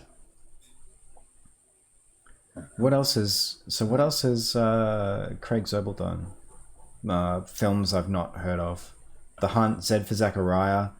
There you go. I haven't seen that, but I heard good things. Yeah. No, I haven't. Short answer is no, I have not. Yeah. I know. Udina and Anderson, we're just going to stretch this moment out. Yeah. I'm just going to shift from side to side. I'm having a look at the lighthouse now. You're talking about the... That's the Defoe Pattinson. Yes. Yeah. Wow. The lighthouse is so good. It is so freaking good. Okay. Yeah. I don't want to talk it too far up. Okay. All right, Cole, give me a decision. Are we gonna ask what's going on? That's right. You said display. I reckon. Yeah. And categories. So yeah, let's do it. All right. What's going on? I want the truth. Why are you stepping down, sir? You can't handle the truth. A Spectre can't answer to anyone but the Council. And it's time for me to step down. All right. There's more on this. There's more to this. Yeah. Right. Come clean with me, Captain. You owe me that much. I was in your shoes 20 years ago, Shepard. They were considering me for the Spectres. Oh, incidentally, if you're a fan of Final Girl films, do not watch Final Girl. That film is daft. Really? Yeah, I wanted to... If I had a DVD of it, instead of watching it on Netflix, I would have thrown it. Just thrown it. Yeah, and it's a shame too, because it's a great cast. But yeah, thank you for the recommendation there, Catburger. It's a film from last year, but it got cancelled. So does that mean it's coming out this year? The funny thing is too, like when they talk about billionaire elites gathering in a secret location, like the first thing I go to is like, is this New Zealand? Is this all about them trying to survive climate change? Agreed. All right. I also agree with you above. Who said it? Cairo. Yes, Claudio can get in the bin. Human dumpster fire. All right. Hang on. Anderson did tell us. We asked him about this before. All right. So all of these conversation options. Oh, hang on. Did Anderson? No, that's right. Saren. It was Saren or someone told us. Oh. Hang on. No, we have had this conversation. We have had this conversation with Anderson. And Anderson was like, well, I got framed. Mission went wrong. I've been framed. Is that from The Fugitive, the musical? It's a song. I know it. I'm gonna up my Listen is a bit. Son's having a bit of trouble hearing me. Gotcha. Oh, okay. Sorry about that, son. Yeah, on my side of things, I'm hearing Discord at about the same volume as the game, but that might not be the way it's going out. Thank you for letting us know. Okay, how's that? Just let me know over the course of things. I can also... Oh, hang on. No, I can't bump up my... I can bump up my desktop audio, but I probably don't want to because it's going to do the game and that at the same time. Oh, hang on. What am I doing? I can bump up... Bear with me. I'll bump up the volume on Discord. Son, thank you for letting us know. Yeah, I presume I can. I should be able to bump up the output volume. Let's find out. Output device, output device. There we go. Output volume. Say something witty. Something what?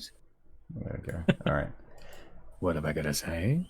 There we go. Got an extra 20%. Got an extra 20% of Colin now. Thanks. Oh no! Now you're regretting it. An extra 20% extra. Who could argue with that? All right. I'm gonna go with you. You should have told me because that feels like it's the least it's the least inflammatory response there. What went wrong is probably the least inflammatory because. Oh, okay. Because it's not an accusation. It's just an open question. Wait. Yes. You make a good point. Yeah. Oh, did we already ask this? Oh, we have in the past, but that's okay. Like, Anderson clearly is forgetting the conversation. Have you watched the Sonic the Hedgehog movie? I haven't personally. I don't think you have, Cole. Is that correct? No. Gotcha. Yeah, that one's probably going to be like an on digital release thing for me. But it does look good. It does look awesome. And apparently Jim Carrey is giving one of his best performances in a long time in terms of that zany, rubbery, like fully committed comedy that he does. All right. What went wrong? Tempted to watch Cats. Oh, son, please, if you do, don't combine drugs with that movie. Yeah, I think we're all tempted to watch Cats. No? I would watch Six Underground before I watched Cats. All right, what went wrong? Oh, good lord. What happened? I failed. I couldn't make the cut. It's not something I'm proud of. Ask me later and I'll tell you the whole story. For now, all you need to know is I was sent on a mission with Saren, and he made sure the Council rejected me. I had my shot. It came and went. Now you have a chance to make up for my mistakes.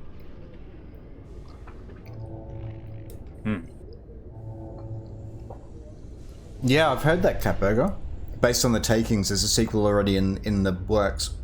Good lord. Which is awesome. That's Sonic, not Cats. That would be horrible. I won't let you down, sir. Saren's gone. Don't even try to find him. But we know what he's after. The conduit. He's got his Geth scouring the Traverse looking for clues. We had reports of Geth in the Pharaoh system shortly before our colony there dropped out of contact, and there have been sightings around Noveria. Alright, there's two leads. Find out what Saren was after on Pharaohs and Noveria.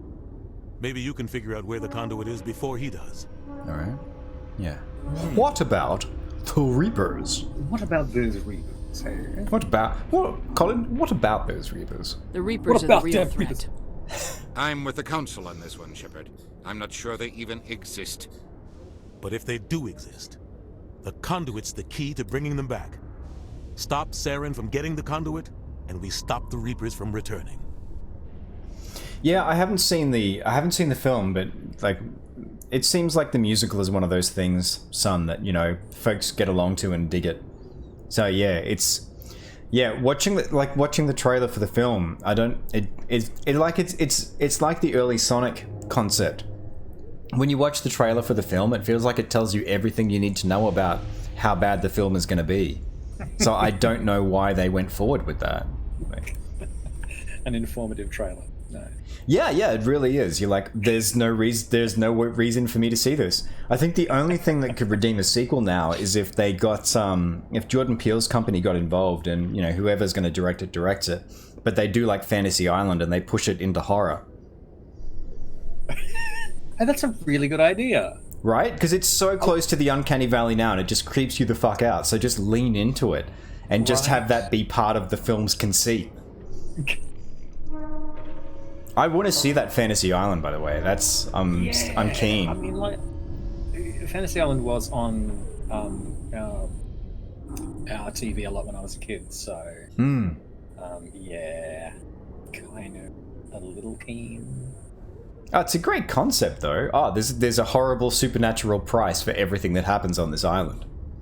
Yeah, that was the wonderful bit of the concept of the whole thing. Be careful what you wish for. Yeah. All right, count on me. All right. I'll stop him. We have one more lead. Matriarch Benezia, the other voice in that recording. She has a daughter, a scientist who specializes in the Protheans. We don't know if she's involved, but it might be a good idea to try and find her. See what she knows. Her name's Liara, Dr. Liara Tassoni. We have reports she was exploring an archaeological dig on one of the uncharted worlds in the Artemis Tau cluster. Yeah, I've heard that Jordan Peele's company's doing a remake of Candyman with an awesome female director attached. That looks solid. Seen Island of Dr. Moreau both in theater in 2 different films. Are you talking about the remake, son, or are you talking about the original? Because I remember going and seeing the remake, and like if there was a film that could ever make me lean into being a furry, it's the film that has Fariza Balk as a cat girl. Like, go ahead. You were about to say something, Cole. Oh, sorry, I was trying to figure out exactly where we want to go, and we want to go with the middle option. Oh, we're going to go there? Yes. Oh, we're just going straight to your favorite romance option there. Okay. Yeah. Isn't that wacky, Cole? Miranda Lawson was my first romance option, and I actually was really taken with that one, but the fact that you can continue the romance over all 3 parts with Liara is amazing. So, Adam says, my understanding is that Fantasy Island might be called that because they wrote a horror movie and then realized that Fantasy Island's owners might sue them. What, do you mean, Cole, Adam, do you mean that in terms of they might sue them and that's going to get them free press for the film? Or do you mean that they changed the name to Fantasy Island to prevent and that? then, like, bought the rights or something. Yeah, I'm curious about that. Like his blue butt cheeks. All right, let's do this. Miranda, yeah, I'm not a big fan of Miranda personally either. Like, and I feel like the character would be a lot more interesting, except for the fact that the framing of shots with Miranda in Mass Effect 1 and 2, it's hard to take the character. It's hard to take the character on her merits otherwise. It's a little bit sad that way. Yeah, I found her just like Ice Queen, and I kind of went, I'm intrigued. Sounds like we should head for the Artemis Tau cluster. It's your decision, Commander. You're a Spectre now. You don't answer to us. But your actions still reflect on humanity as a whole. You make a mess and I get stuck cleaning it up. Sorry, Catburger, you might need to unpack that a little bit there. When you say Jordan makes his movies racist, can you explain that a little bit more? Because I might be misunderstanding what you're saying there, but on the face of it, I disagree pretty strongly. Oh. Like, so... Without getting into the textbook definition of racism involving systemic oppression, like, when you say that his movies are racist, can you explain a little bit more there, please? Yeah, now I'm wondering whether or not I've actually seen any of his films. Get Out was I've seen Get Out, which is the first of his, as well as, like, seeing a bunch of Key and Peele. I haven't seen Us yet, though. Okay.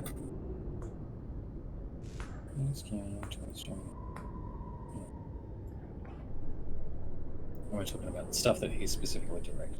The Get Out movie involves slavery. Yeah, Catburger, the Get Out as a film involves slavery, and the whole conceit of the film, without spoiling too much, was commentary on slavery. So when you say that the film is racist, a film can involve... So here's the difference. Here's the difference that I'm trying to delineate here. A film can involve something that is attached to racism and make commentary on it, but not be racist itself. A film can involve a concept like racism and either be a informed and a insightful commentary on it, or it can just involve that thing because it is being racist itself and aping it. But yeah, Get Out, I think like it's a very long bow to draw to say that Get Out as a movie is racist. So that's why I'm really curious about this argument. Go ahead, Cop. Oh, I being the black guy in the room, I'd love to make a comment, but I haven't seen the film. So. Gotcha. Yeah. Does that mean you can't play your race card? I can't. No. Oh, god damn it! It's sitting in my pocket here. It's burning a hole in it, man. Come on. It's got a little disclaimer. It's got the rules on when you can play it. Sure. Yeah, don't you know about the race card? I'm gonna forward you something, son. Yeah.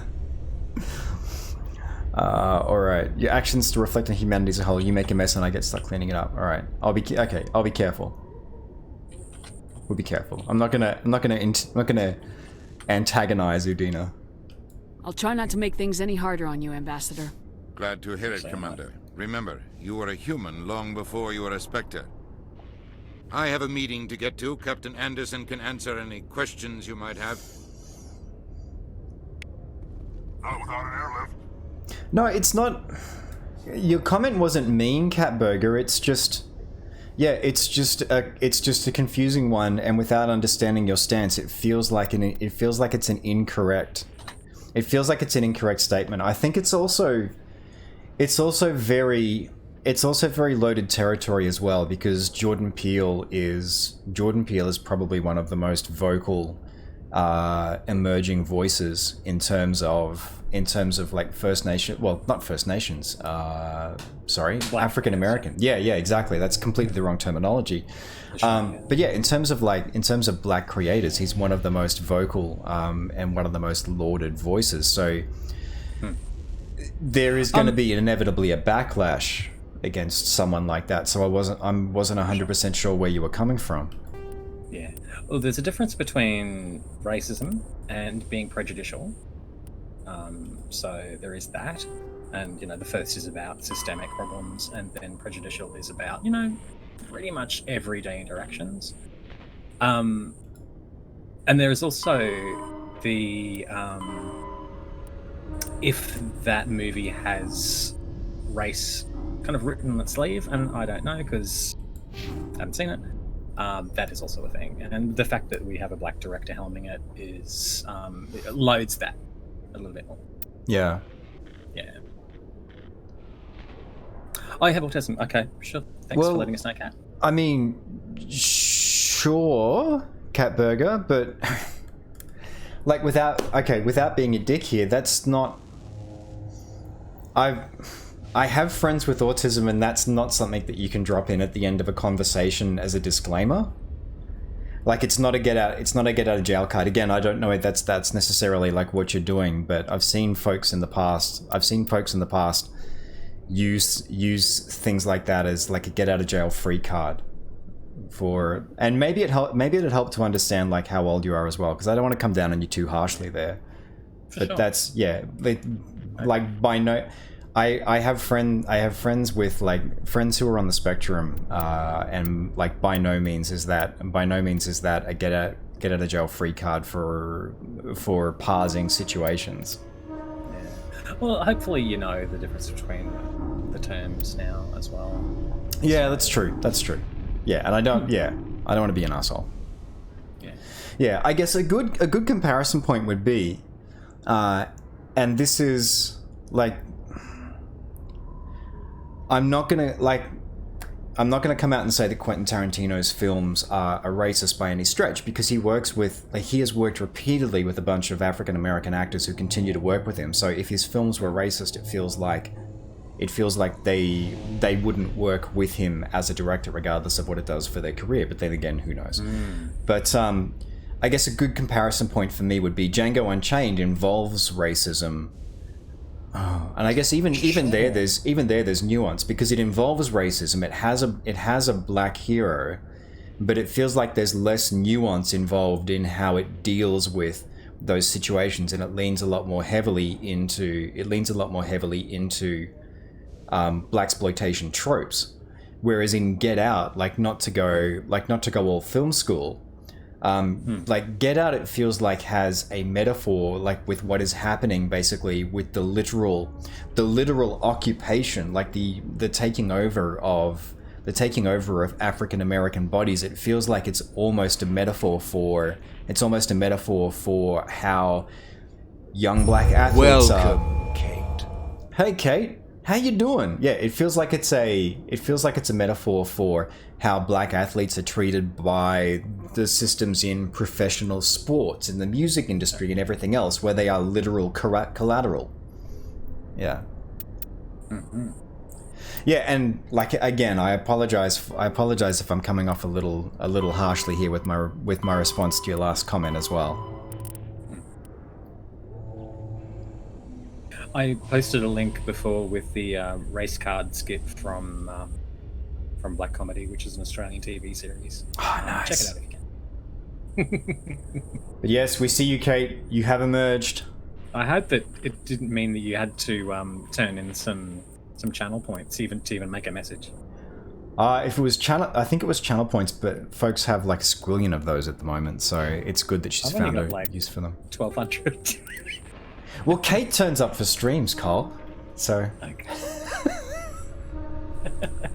it's coming and swinging. You have streams on Friday night, and I'm usually at the theatre then. I know, you got a life.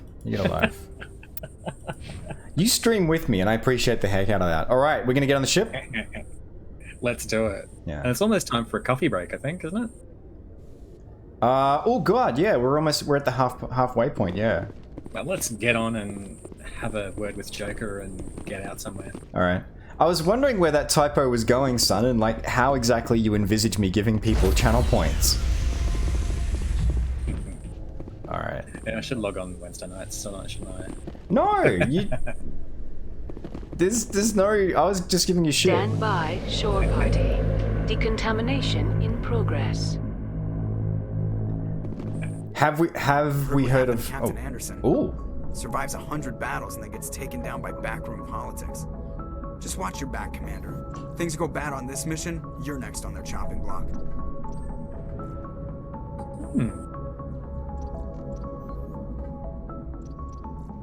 All right, my Paragon instinct says I'm ready. I don't want to like. Yeah. Indeed, I'm not sure what. Yeah. This one's wrong with either me too. Yeah, exactly, Catburger. In any kind of leadership structure, where does shit go? Up.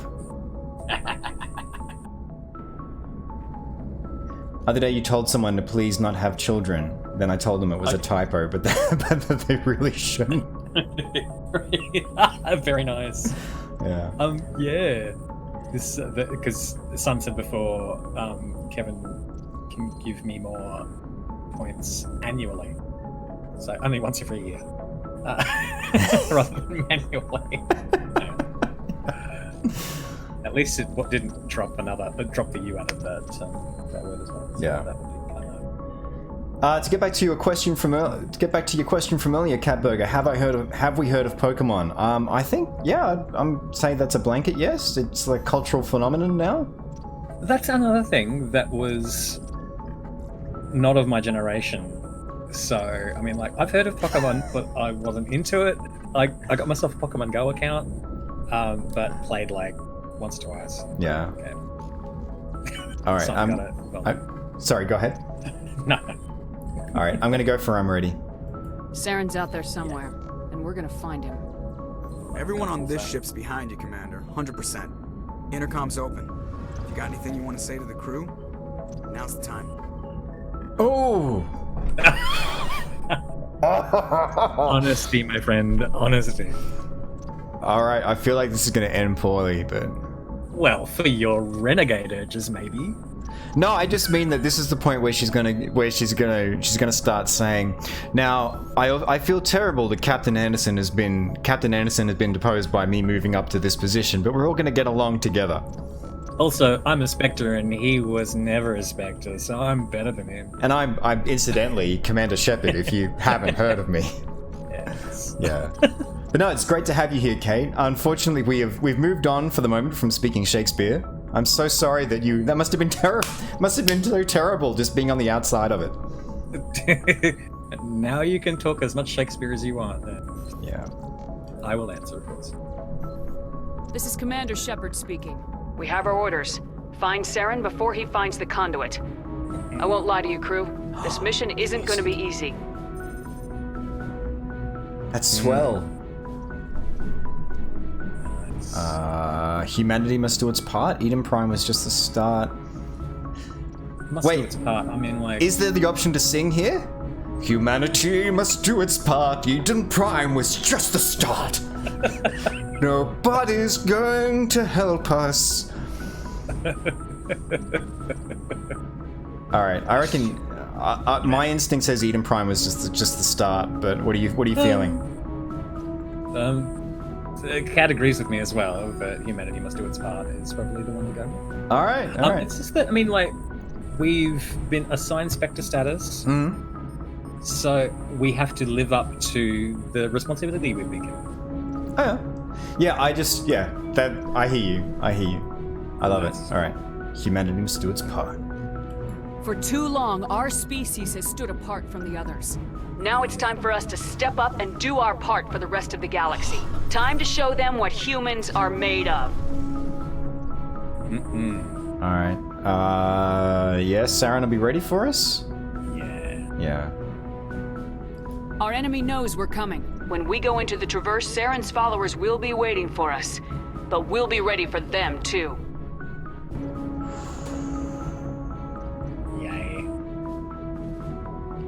It's like if Sun says that's like if I was appointed a cop, I wouldn't suddenly stop being a criminal and enforce the law. Pokemon was a thing when you were young enough to appreciate it. I have no nostalgia for it now. I'm gonna vote for everyone. I reckon I'm feeling that. What do you reckon, Carl? For sure. All right. It's inspiring. Yeah, Cat Burger called it. Humanity needs to do this. Not just for our own sake, but for the sake of every other species in Citadel space. Saren must be stopped, and I promise you all, we will stop him. Well said, Commander. Captain will be proud. Alright, I won't let him down. Jesus! We left him behind. And a who? He's dust behind us. Yeah. Jesus. The captain gave up everything so I could have this chance. We can't fail. Yes, ma'am. Huh. It's an interesting beat. Like I feel like they nailed it with like the soaring climax on the end of the speech, but having it on the end of that feels like a little bit like I'll just be going to the bathroom. Tell you, there was a period I still am really a big James Bond fan. There were a couple of the earlier films where they'd play the James Bond film the James Bond theme while he was doing really innocuous things like searching a room. Oh yeah. You know, so he's just like putting around and then he'd be like, settle down. It's crazy. Anyway. I found this brochure. Why? Oh look, they have room service. I better order some on the phone. Somebody turn that down. I can't even hear what's on the phone. Just comes through the phone. You're right. On that note, we're going to take a break for 5. Have a coffee break. We're going to come back and say it's either going to be either 5 or 10. Yeah. I'll be back in 5. All right. Love you all. See you soon.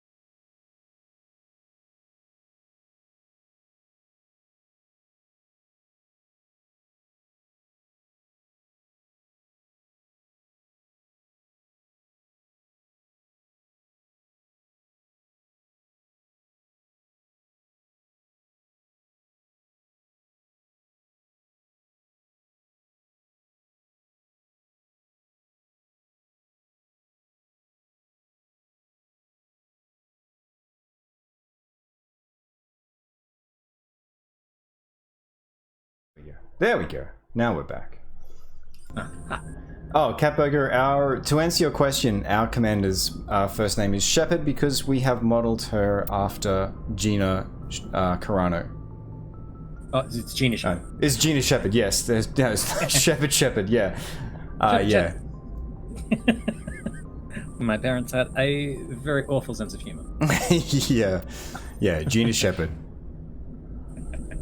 I was just thinking too, like what you were saying about the, the whole like Bond theme thing. Like imagine that, like some sort of support group where you have like Ethan Hunt from Mission Impossible and James Bond.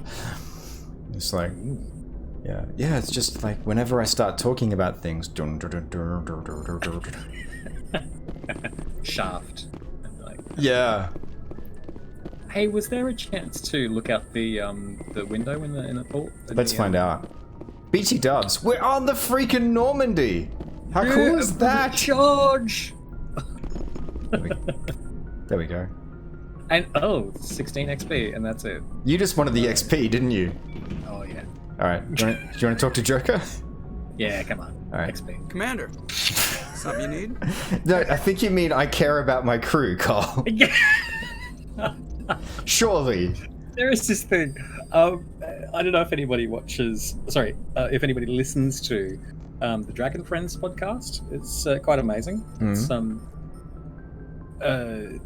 produced out of Sydney, and it's a group of improvisers and gamers who live game Dungeons and Dragons usually once a month.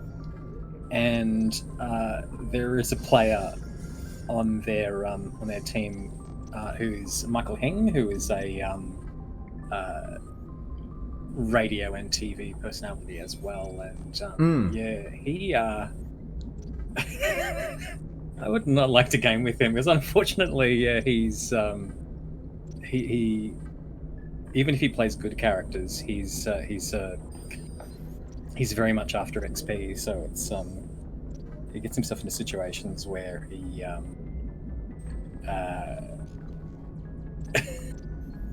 makes moral choices based on how much XP does it give him.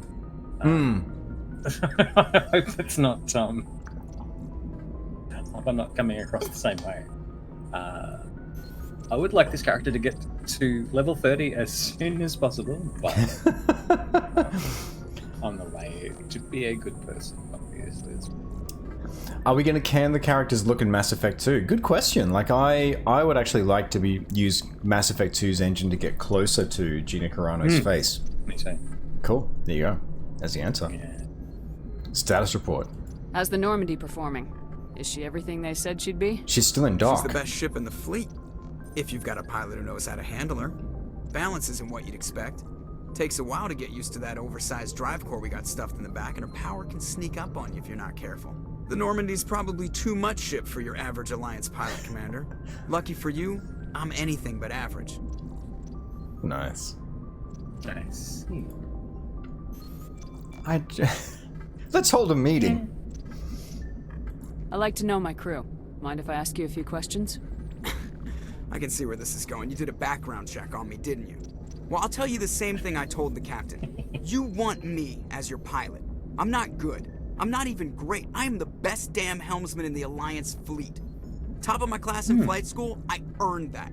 All those commendations in my file, I earned every single one. Those weren't given to me as charity for my disease. Oh, and there are some great moments where he gets to prove that. Yeah, for sure. Thinking about, just before the final act of ME2.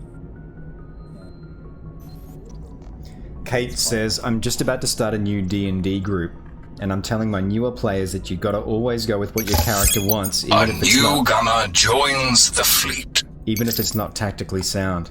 Hey, Geordie, thank you so much for the subscription. 14 months strong in the fleet. Welcome, Ace. And, hey, Ash, how you doing? Welcome to the stream.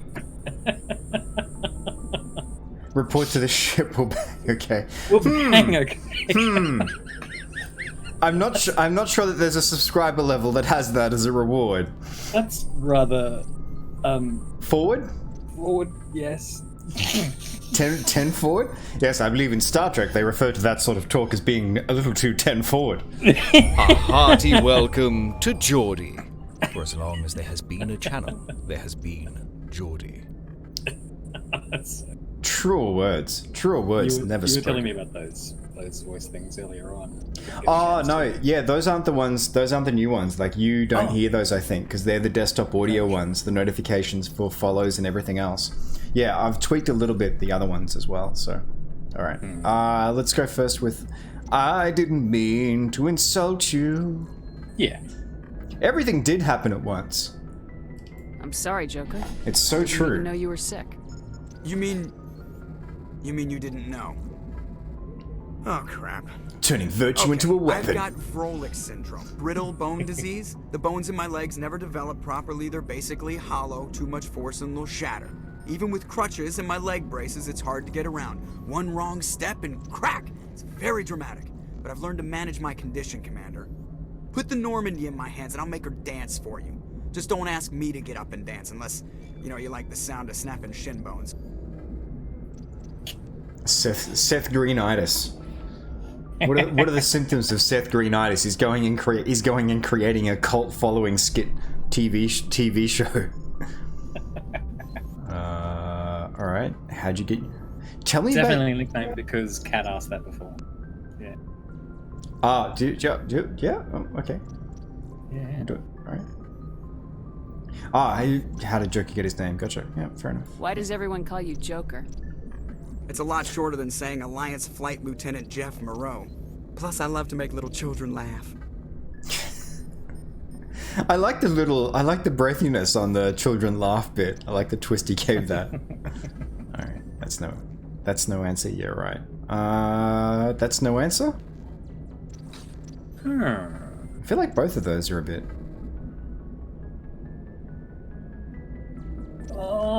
Let's go left. All right. Go left! You're dodging the question. Look, I didn't pick the name. One of the instructors in flight school used to bug me about never smiling. She started calling me Joker, and it stuck. Okay. Oh, that's cool. Were you unhappy, I think? Alright. Let's do it. Why didn't you ever smile? Yeah. Hey, I worked my ass off in flight school, Commander. The world's not gonna hand you anything if you go around grinning like an idiot. By the end of the year, I was the best pilot in the academy, even better than the instructors, and everybody knew it. They'd all got their asses kicked by the sickly kid with the creaky little legs. One guess who was smiling at graduation? Kat says, no, Batman. Tell your friends. Smiling, then you're probably Batman. Yeah. Yeah, tell me about your disease as well. Oh, okay, let's do that. Sorry. Oh, I thought we were asking because we cared, Colin. Tell me about your disease. The wording on that, like, ugh. Is this a question you would ask someone at a cocktail party? Right, or on the couch of a psychiatrist's office. Yeah. I need to know more about this Vrolik syndrome if I'm putting my ship in your hands. No. Yeah, of course you do. No, you don't. It's an extremely rare condition. Anderson took it as Nobody knows read. exactly what causes it. Genetic, maybe. It's treatable, but there's no cure. They classify my case as moderate to severe. I was born with over a dozen fractures, hip, thighs, ankles. My bones were already breaking in the womb. 100 years ago, I wouldn't have survived past my first year. Lucky for me, modern medical science has turned me into a productive member of society. I'm just going to lose sound for a second. I'm just going to scroll back up through chat because, yeah, I missed a chat message from UK. For those of you who want to know, Vrolik's syndrome is actually real. Oh, really? And it is otherwise known as osteogenesis imperfecta. Oh shit, that came up in something recently. Oh, that's It's glasses disease? Yes, because I've been watching the film pitch meeting videos, and they mentioned that in there. Right. Yeah, there's basically there's a point that he makes about the film about about the idea that he's the opposite of Bruce Willis's character. Yeah, indeed. Yeah. Oh, that was in the text of the movie, wasn't it? Yeah, like Glass thinks that he's the opposite of Bruce Willis's character. That's why he's like, you know, I've been searching for you. Disagree on the D&D thing. When playing RPGs, there's a bunch of different positions you can inhabit. Different games do better with different ones. Tactician is perfectly legitimate for D&D. Doing what the character would do can be about performing or inhabiting, which are also valid. Oh, okay, I think there's a bit... Just want to make it more fun for them, and I guess I find that type of play less fun. I gotta say as well, Kate, like I am envious of your playgroup if you've got a group of people you can put that message in front of. Because one of the things I remember, like, from back in the day role-playing, like, the thing that was always such a red flag for role-playing groups is you would have people who'd be like, well, I'm gonna do this because it's what my character would do. And I've spoken on stream about this, Cole, like, when I first ran games for your team at cons, it was such an eye-opener and such a breath of fresh air seeing how you folks as professional improvisers dealt with those situations where instead you took it as a challenge, and it's always in service of the game. So my character wants this, what's a clever way that I can think of to then have my character choose against that or go against that preference? How can I make circumstances adjust, or what circumstances can I put them in so that they won't do that and they'll do the thing that serves the story and the team more?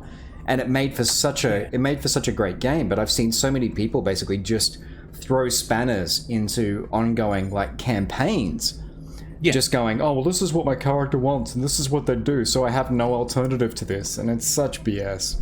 Yeah, for sure. I remember that 5 Rings game that you ran for us, and you gave me the Shigenja. Which is, and for those of you not familiar with it, is a kind of spellcaster. Yeah, but I was I was meant to be, I think, the spanner in the works, but I didn't want to derail stuff with as you were saying, just playing out my characters. So I made sure that I absolutely questioned the direction that the group was going in at every turn. So to make sure that we were going in the right direction and that we had thought things through. You know, if that meant going, if that meant the decision was a little bit harder to get to, then that was kind of fun. Gotcha. Yeah.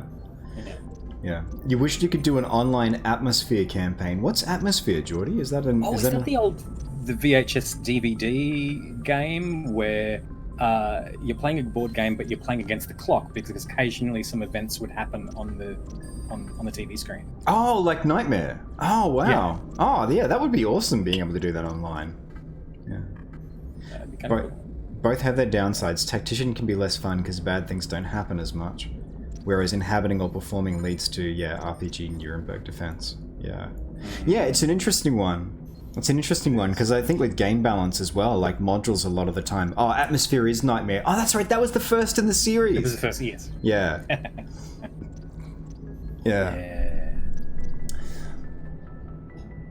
Where was I going to go with that? Oh, let's move on. Yeah, but your point's a good one actually. It's kind of hypocritical for me to call that out when I would design convention games that literally had a character that was acting in opposition to everyone else. Which is fun. It's fun if everyone's on board for it. But you can get some unhappy people. Oh, it's a mobile-based board game. All right. Well, let's change topics. Jesus, Shepard, your phrasing. How do you do your job? So how do you do your job with your disease, Shepard? Oh God. The fuck. Yeah. All right. Let's change. Do we want to do that because you want the XP?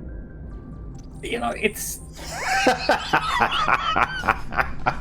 the curt way that the dial has termed that question.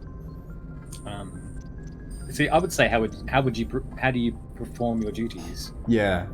How you do your job? Fuck.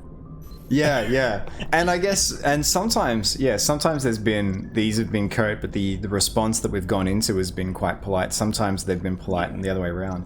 Oh, to answer your question as well, Catburger, we're a vanguard because shotguns, hell yes. Oh, and mind powers. All right. Let's do it. You're not gonna break a bone trying to fly the ship, are you? Oh, Christ! Oh, come on, that's rude. Commander? So I'm fine as long as I'm in this chair. I gotta be real careful when I get up to take a piss, though. Got that chance. I can do my job as well as anyone on the ship. Better, actually. So don't worry about it. Yeah. I'm with you, Kate, as well. Like, you get very quickly a sense of why Joker is, like, a well-loved character. Because he does... His sense of humor isn't... It doesn't get in the way of his professionalism or him being able to perform with other people. But there's a really wonderful sense of humor in the writing there.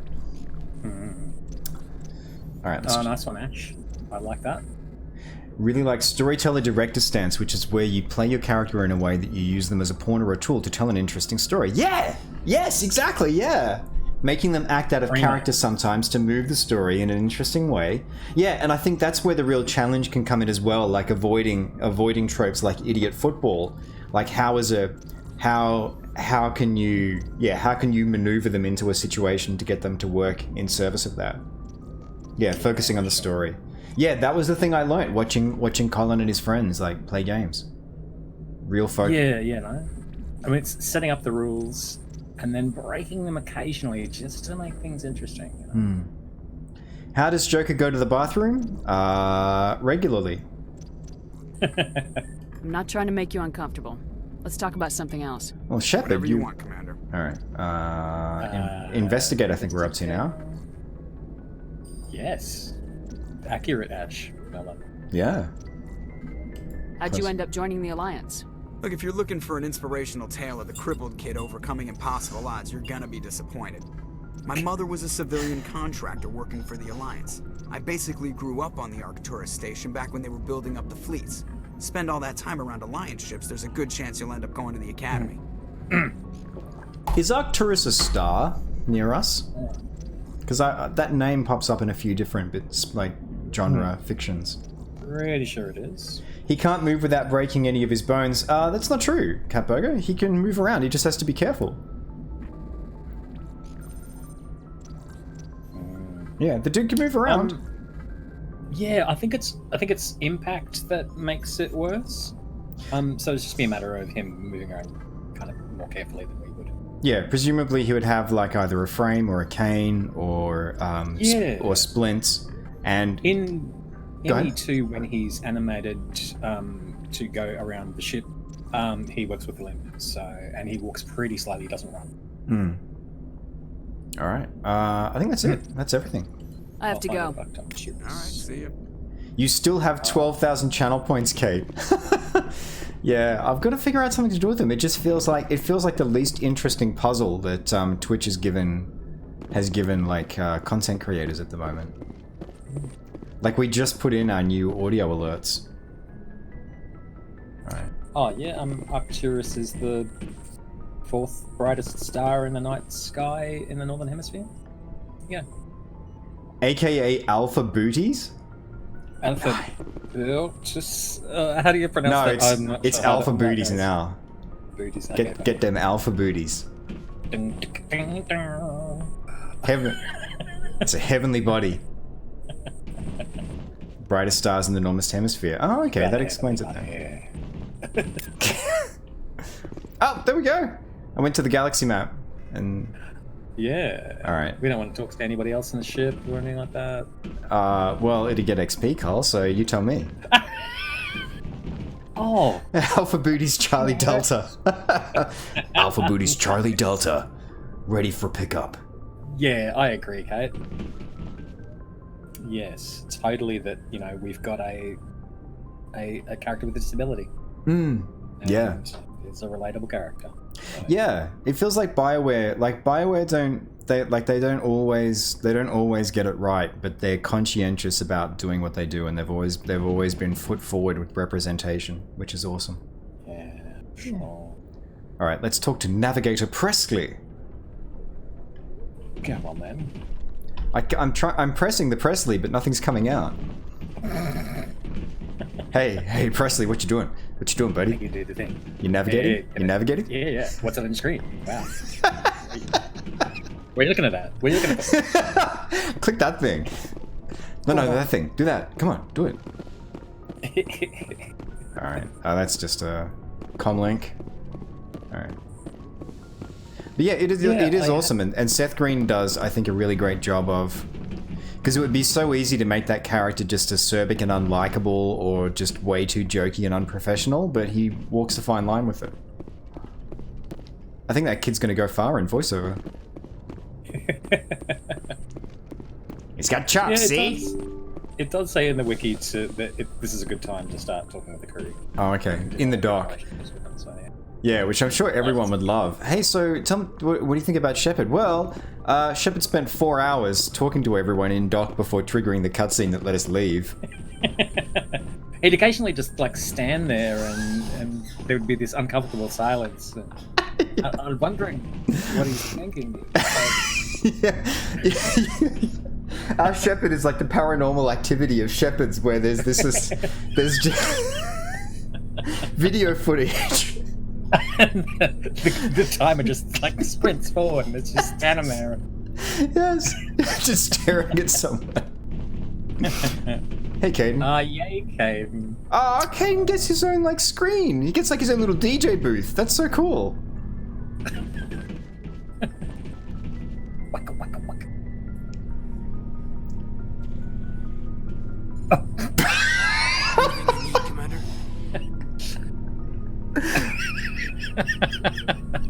The slow approach. Yeah. Oh no. Oh, good God. Like the walk up was a little bit pointy. It feels like that line. You could. Thirsty Shepard. Yeah. Shepard, the one who hits on literally every member of the crew. That's Oh yeah, that's Shepard. Yeah.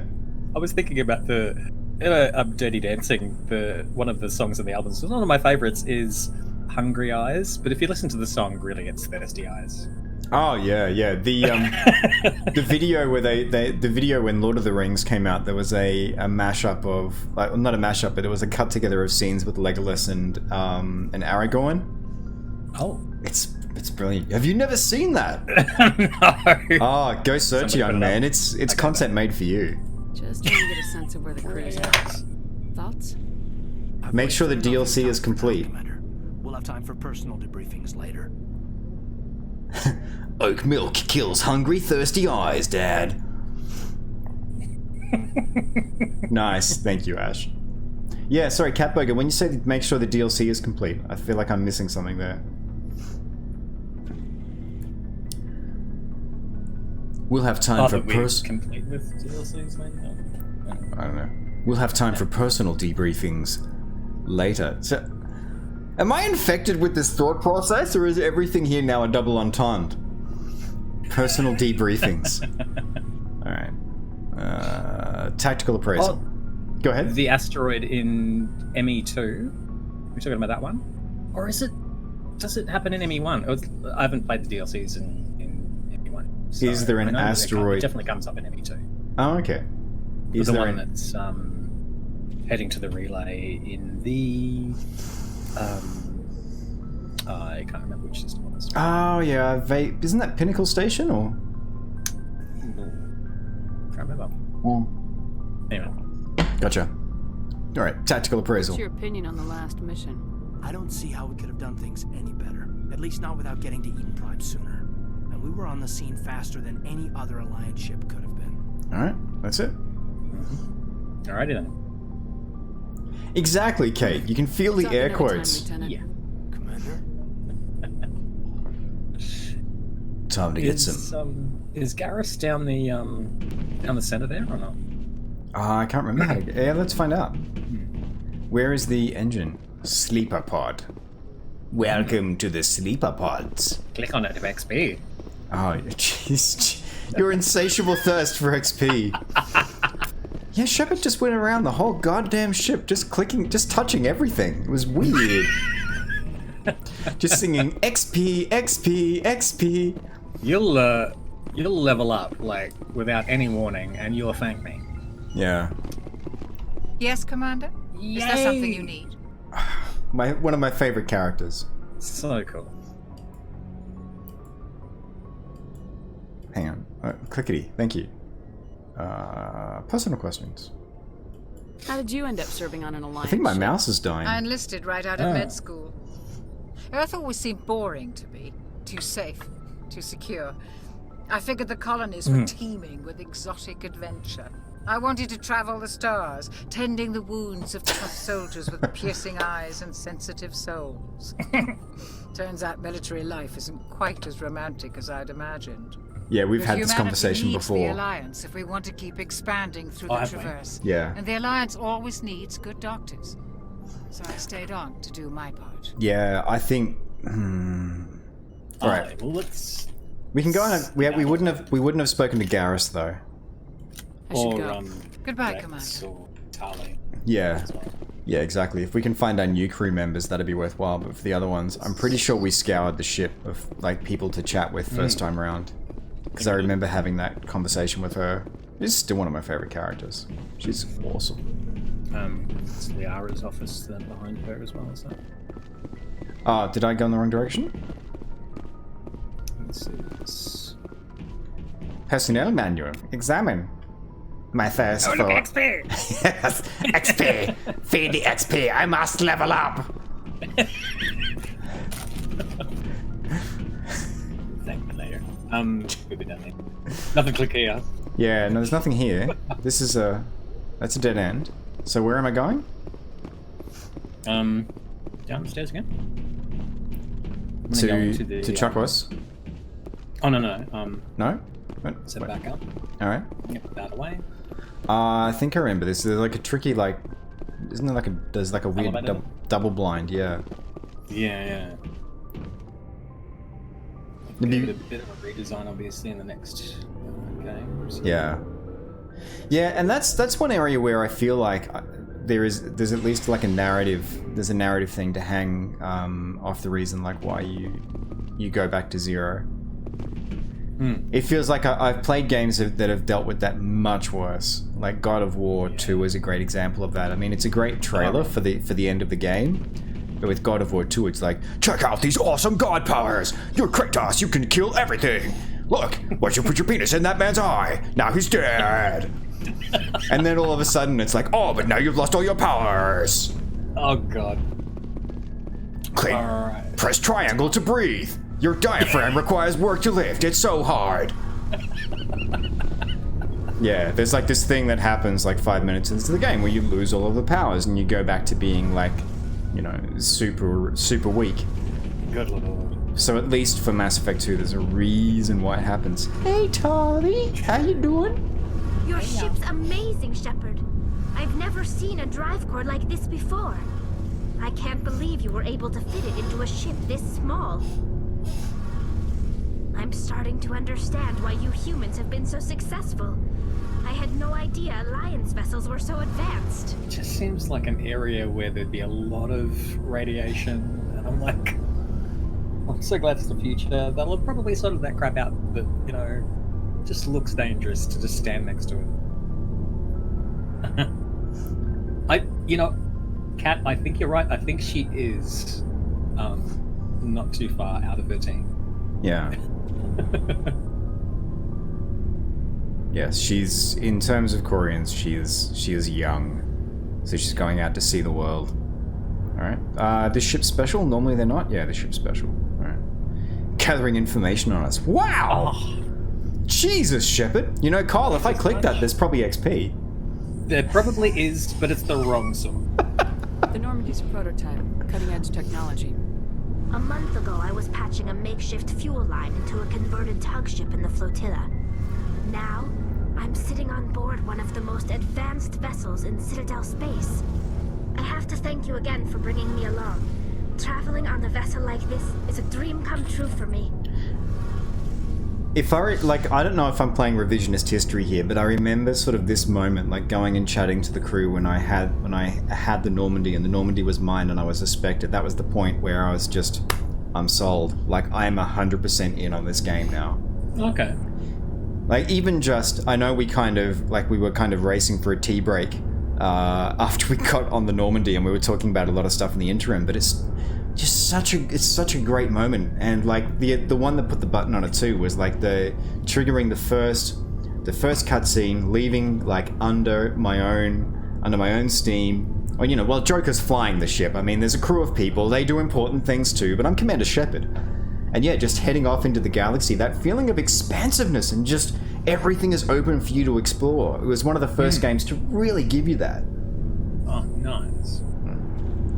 Hey, so you're into ships, huh? Do you like ships?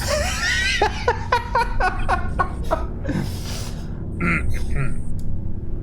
had no idea you found ship technology so interesting. It comes with being a Quarian. The migrant fleet is the key to the survival of my people. Ships are our most valuable resource. But we don't have anything like this. We make do with cast-offs and second-hand equipment. We just try to keep them running for as long as we can. Some of the fleet's larger vessels date all the way back to our original flight from the Geth.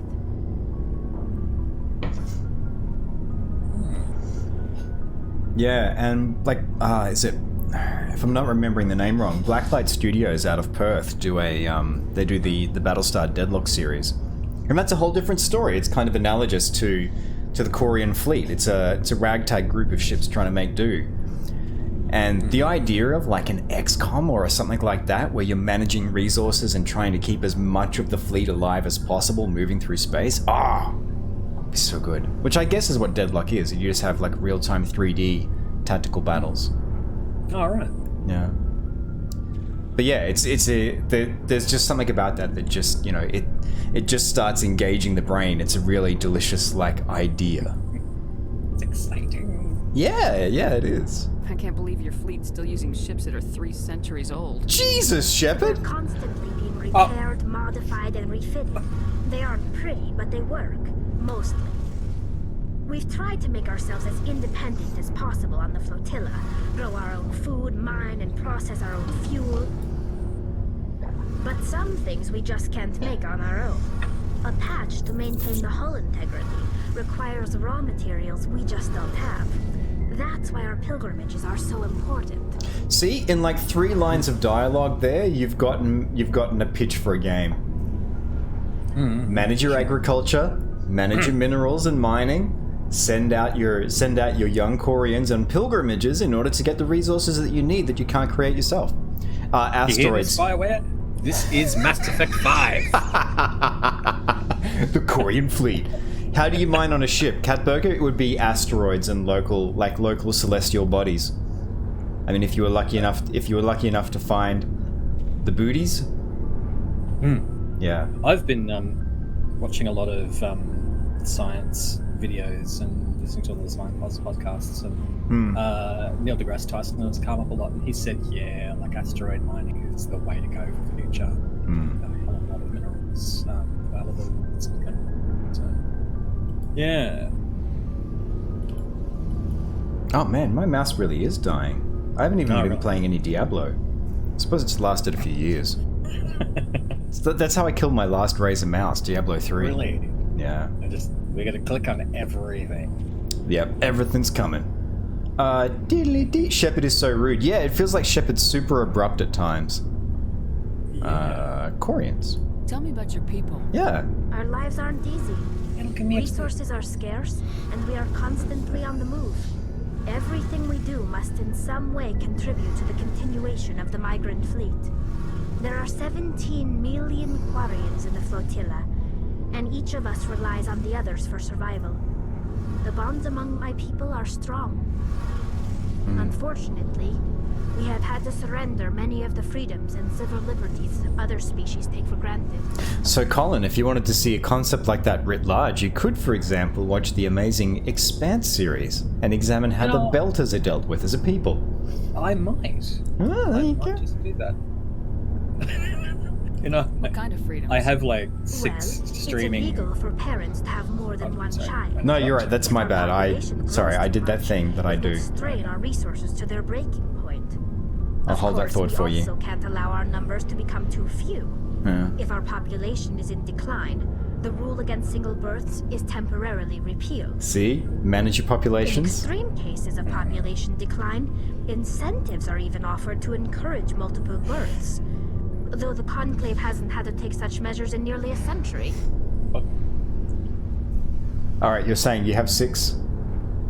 Oh, I have 6 shows that I've got on streaming in a rotation. And, yeah. Oh, wow. So having a little bit of brain space for more is sometimes a little bit hard to deal with. So, yeah. I think, which... No, I have a tactic. I'm going to, I'm going to watch the latest season of Better Call Saul. Just dropped. Oh, yeah. And I might go back to Expanse after that. Is it Amazon Prime? Yeah. Okay, yeah. Yeah, the other part of that is that we haven't quite worked out family sharing for Amazon Prime yet. My partner has the login for that, so we have to work out how we're going to share it exactly. But meanwhile, she's having fun watching what is it? Man in the High Castle, and she's just adoring it. So, oh, cool. It's amazing. So, But yeah, Expanse one day. Gotcha.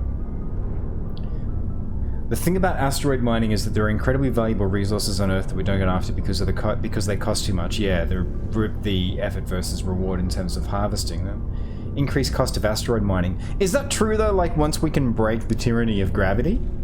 Like once we get out into space, don't the economics of that change significantly? Like even if we have something as simple as say an orbiting like station to operate from?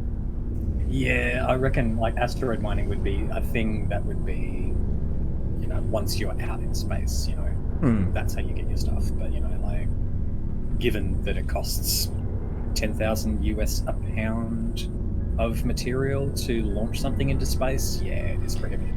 Yeah, that's why, like, I remember, Jesus, even when I was a kid, like, most of the things that they were talking about in terms of exciting prospects for the future were all relied on there being, like, construction platforms in orbit around Earth, because otherwise, yeah, just launching material out into space, just, nope! Yeah. For sure. Yeah.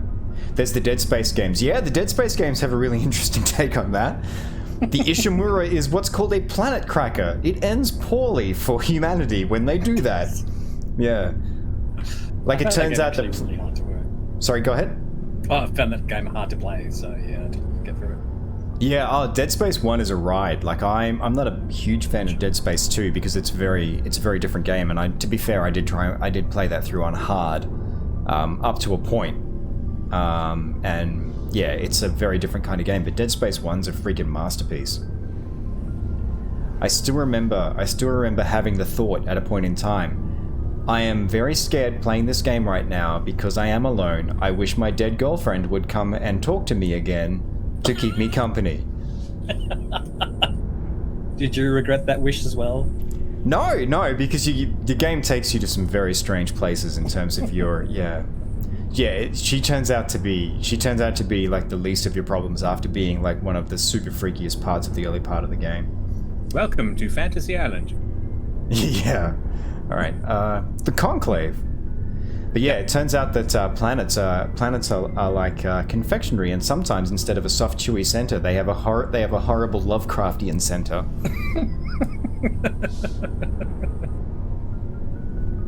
Oh, I want to try that deep one chocolate. It sounds fascinating.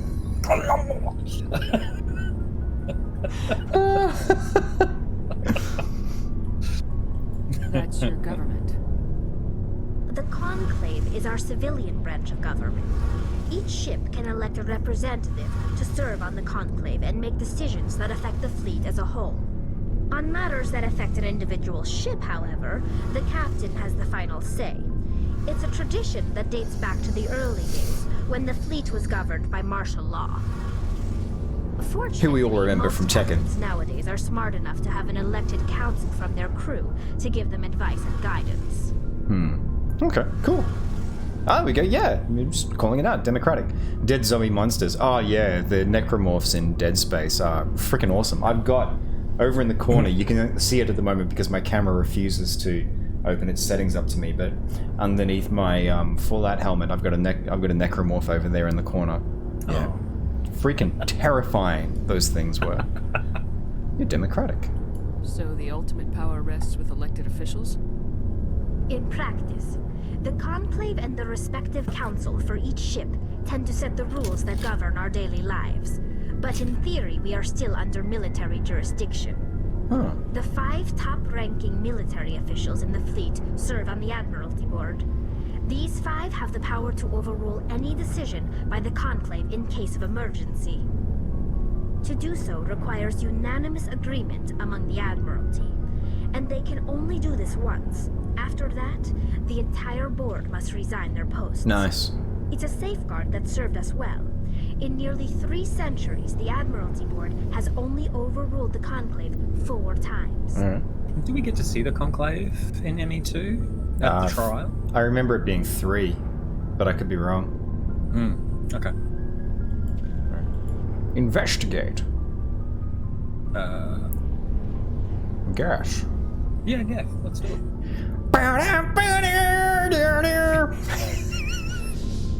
I'm going to ask you a question about the gift.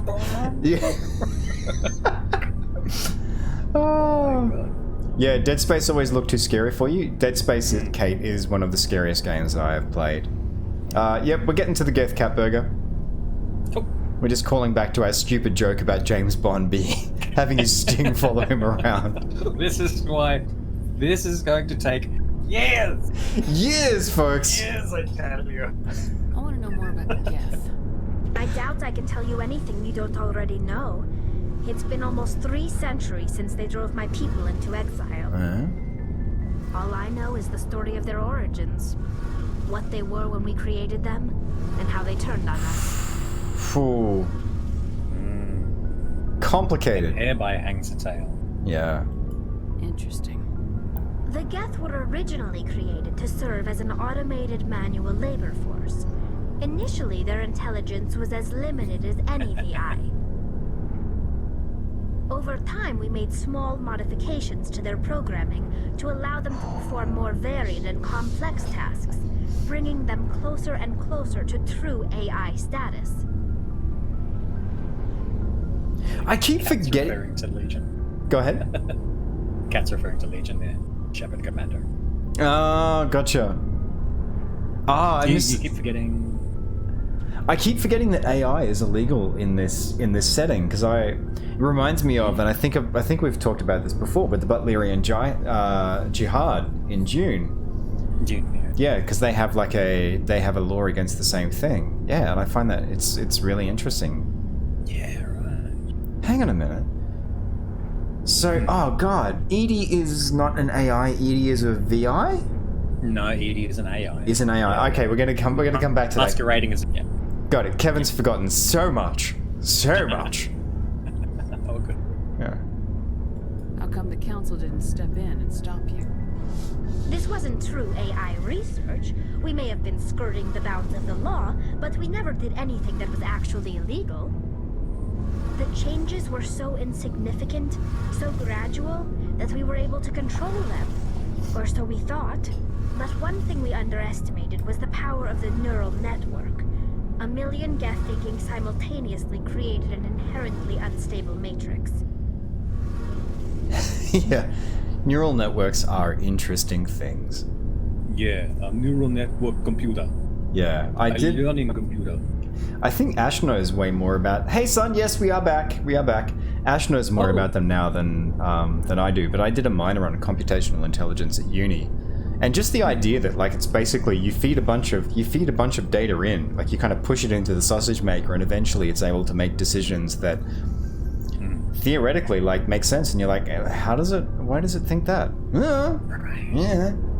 I remember there being a great case of a loan application,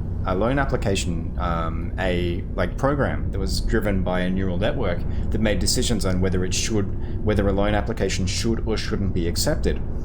And it went into production, and it turned out it was very successful initially, but then eventually they started picking at the thread of like, okay, well, I think it might have even been that someone challenged their application being rejected, and like, well, why was my application rejected? And they're like, well, we used our software. Okay, great. So how does your software work?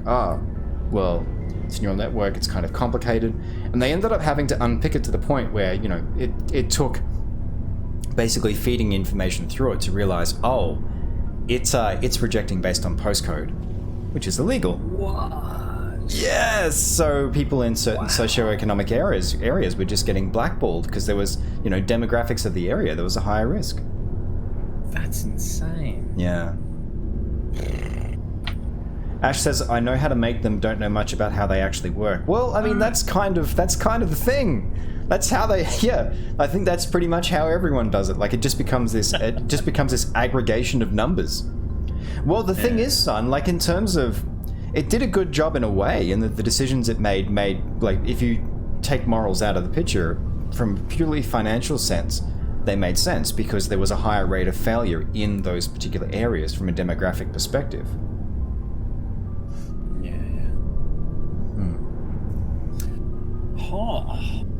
One can understand the math. Okay, there you go. Well, I guess that's beyond my understanding then. Yeah. All right, the neural network. But yeah, it just becomes like the reasoning is opaque. Like, I'm much more familiar with things like expert systems, where with an expert system, like you turn your logging up and your expert system tells you, well, this decision triggered that fact and that fact then fed into this and cascade, blah blah blah blah blah. Everything is much more transparent, whereas neural networks are opaque in terms of their reasoning. Yeah. You can understand the math, but once it's running, it's a black box. Yeah, that's kind of the point I was getting to, Ash. But I guess I wasn't explaining it very clearly. So the Geths share brain power? Many of the Geth's logic systems were designed to work in concert with other nearby Geth. Basically, the more of them you have in a group, the smarter they are. The Geth consensus. Forgot. Yeah, I mean, it's not the kind of thing... Yeah, like, with my limited understanding of how neural networks work, those kind of safeguards are difficult to build in, Kate. But yeah, I mean, certainly in terms of... I guess the thing you could say with tech, though, is tech has always had a blind eye to issues of inclusivity and race. I mean, there was an article earlier this year about Google's algorithm for facial tagging, where funnily enough, it was only calibrated properly for white folks, because most of the developers were white folks. God. Fucking white people, man. You can totally force a neural AI not to do certain things. Yeah, but you'd have to build that understanding in there, and I think the thing is there's always going to be a, like, I don't want to go all Jurassic Park on you, but like, life finds a way. There's always going to be an axis. There's always going to be an angle that you don't consider. Yeah. Yeah, all right, like a hive mind. Because yeah, I mean, with the neural network, you build up basically, like, it expresses an understanding or an evaluation of state as a mathematical number, and you build up a set of sense. Yeah, actually, I won't even go into it because anything I say there is going to be way too simplified and probably incorrect. Because I already mangled a point with you earlier, Catburger, when I could have said that in a much more sensitive and empathetic way, and I did not. All right. So if you have one Geth in one room, it'll be not smart. Yeah, it'll be, excuse me, less smart. That's right. Yeah, if it's not networked up. Yeah, for sure. So there's some sort of group consciousness. No, nothing like that. They cannot share sensory data or information. Their programming cannot handle that much simultaneous input. Each Geth maintains an individual awareness and identity. The neural network only operates on a process-based level. It's basically the synthetic equivalent of a subconscious. Okay. But when they're in close proximity, they can coordinate low-level functional processes, freeing up more capacity for original or independent thought. That's interesting. So the more of them you get together, the more independent their thought process becomes. That's an interesting point from Sun. So, or is it that they aggregate certain processes that are considered to be group processes, like they're say ambushing a target, and they collectively work out how they will be attacking said target, but then their individual platform processors get to be able to do other things. Yeah, it could be. Yeah. Sun says Google's translation machine is a neural AI which invented its own meta language that it translates things from and to. Huh? What? Interesting. That is insane. Yeah. Huge if true. It'd be awesome if it was. Alright. I don't get That it. doesn't make any sense. Yeah. Yeah, Tali. Oversimplifying. The Geth are incredibly advanced and complex creations. All you need to know is that they get smarter when they gather in large numbers. Yeah. As we built more and more More is their bad. effective intelligence became more sophisticated, more abstract. One day, a Geth began to ask its Quarian overseer questions about the nature of its existence. Am I alive? Why am I here? What is my purpose? Have a soul? As you can imagine, this caused a near panic among my people. Yeah, it feels like there's two ways that scene plays out in sci-fi films. Someone gets a shotgun from the rack, or the researcher takes the thing and flees because they fear someone getting a shotgun from the rack. That kind of both happened, didn't they? In this one. In Mass Effect, this one. Yeah, we find out in ME3 that there were some elements of the Quarians who were defensive of the platforms getting smarter. Yeah. But yeah, the larger amount of Quarians kind of just went, no! Kill it with fire! Yeah. Burn. It would be fascinating to research, Kate. It absolutely would be. Yeah. The little bit I've done with AIs, I loved, and actually, I'll finish this conversation. I have a sob story. Go on. Yeah, I'll finish this first. I don't see what's so bad about those questions. The Geth were created to engage in mundane, repetitive, or dangerous manual labor. That's fine for machines, but it won't satisfy a sentient being for long. The Geth were showing signs of rudimentary self-awareness and independent thought. If the Geth were intelligent, then we were essentially using them as slaves. It was inevitable the newly sentient Geth would rebel against their situation. We knew they would rise up against us, so we acted first. A general order went out across all Quarian-controlled systems to permanently deactivate all Geth. The Geth responded to this order violently. Yeah, they did. Yeah. See, this is a great example, Catburger, going back to our very early conversation. This is a great example of pop culture that has slavery as a narrative element, that has an interesting investigation here, because the Quarians are an ally race. The Geth are presented as the antagonists here, but we've already seen some really interesting moral murky areas here. Like, there's no clear, and it definitely, as Colin's been saying, the field definitely shifts once Legion enters the landscape as well. Because ironically, he humanizes the argument, if you know what I mean. Yeah. What's the meaning of life question is bad. What? Can you explain a little bit more there, Kat? Like, what do you mean by that? Yeah. And Sun says, on a whole different topic, a friend of mine has decided to write a thesis on loot boxes. Okay. Apparently the courts that have ruled it to be not gambling. I thought that was... Okay, I misunderstood. I thought the decision went down the opposite way. Obviously, I'm wrong there. Has done so because you always gain something. Okay. Even if it's mostly worthless garbage, therefore you cannot lose, which makes it not gambling.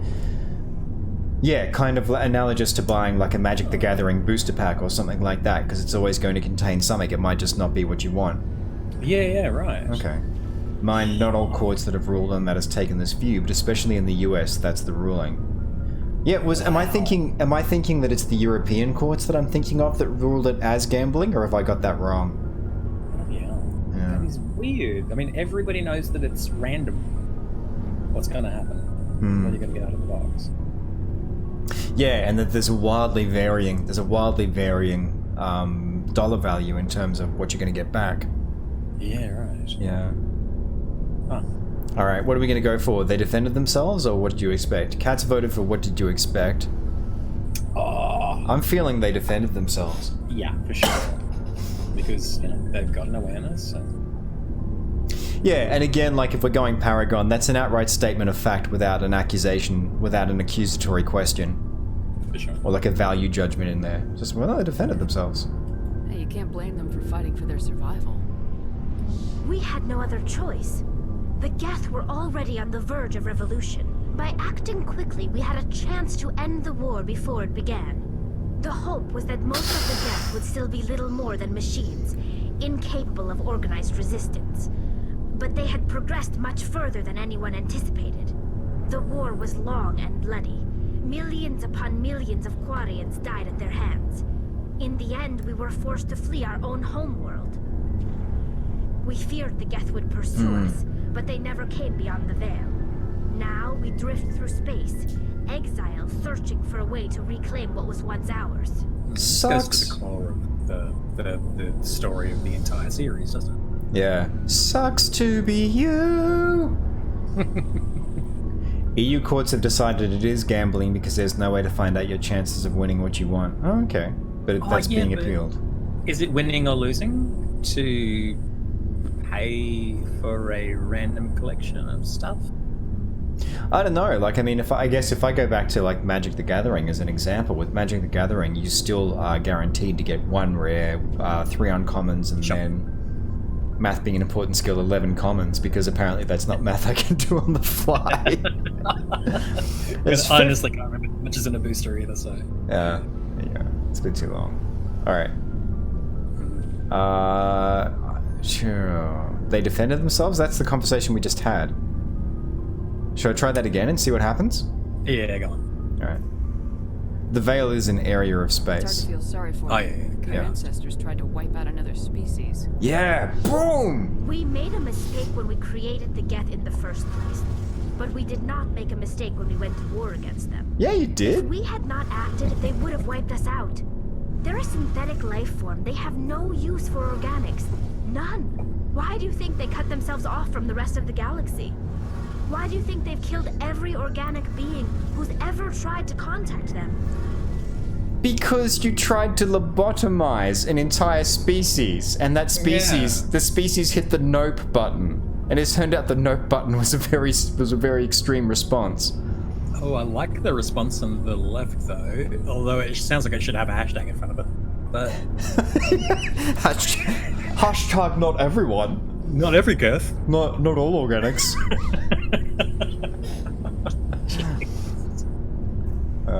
Good God. Got it. My mate's working hypothesis is that in terms of the psychology involved, loot boxes are functionally identical to gambling, and he's going to try to demonstrate this. Okay, I mean that feels like it's an easy. That feels like it should be a pretty easy. Well, hang on. Let me rephrase the language there. I'm not saying his thesis is a slam dunk argument, but it feels like it should be something that he should be able to put a framework around and prove it. Just in terms of, and I know that, you know, common sense isn't the greatest guide in the world, but like with what you're saying, the argument makes sense.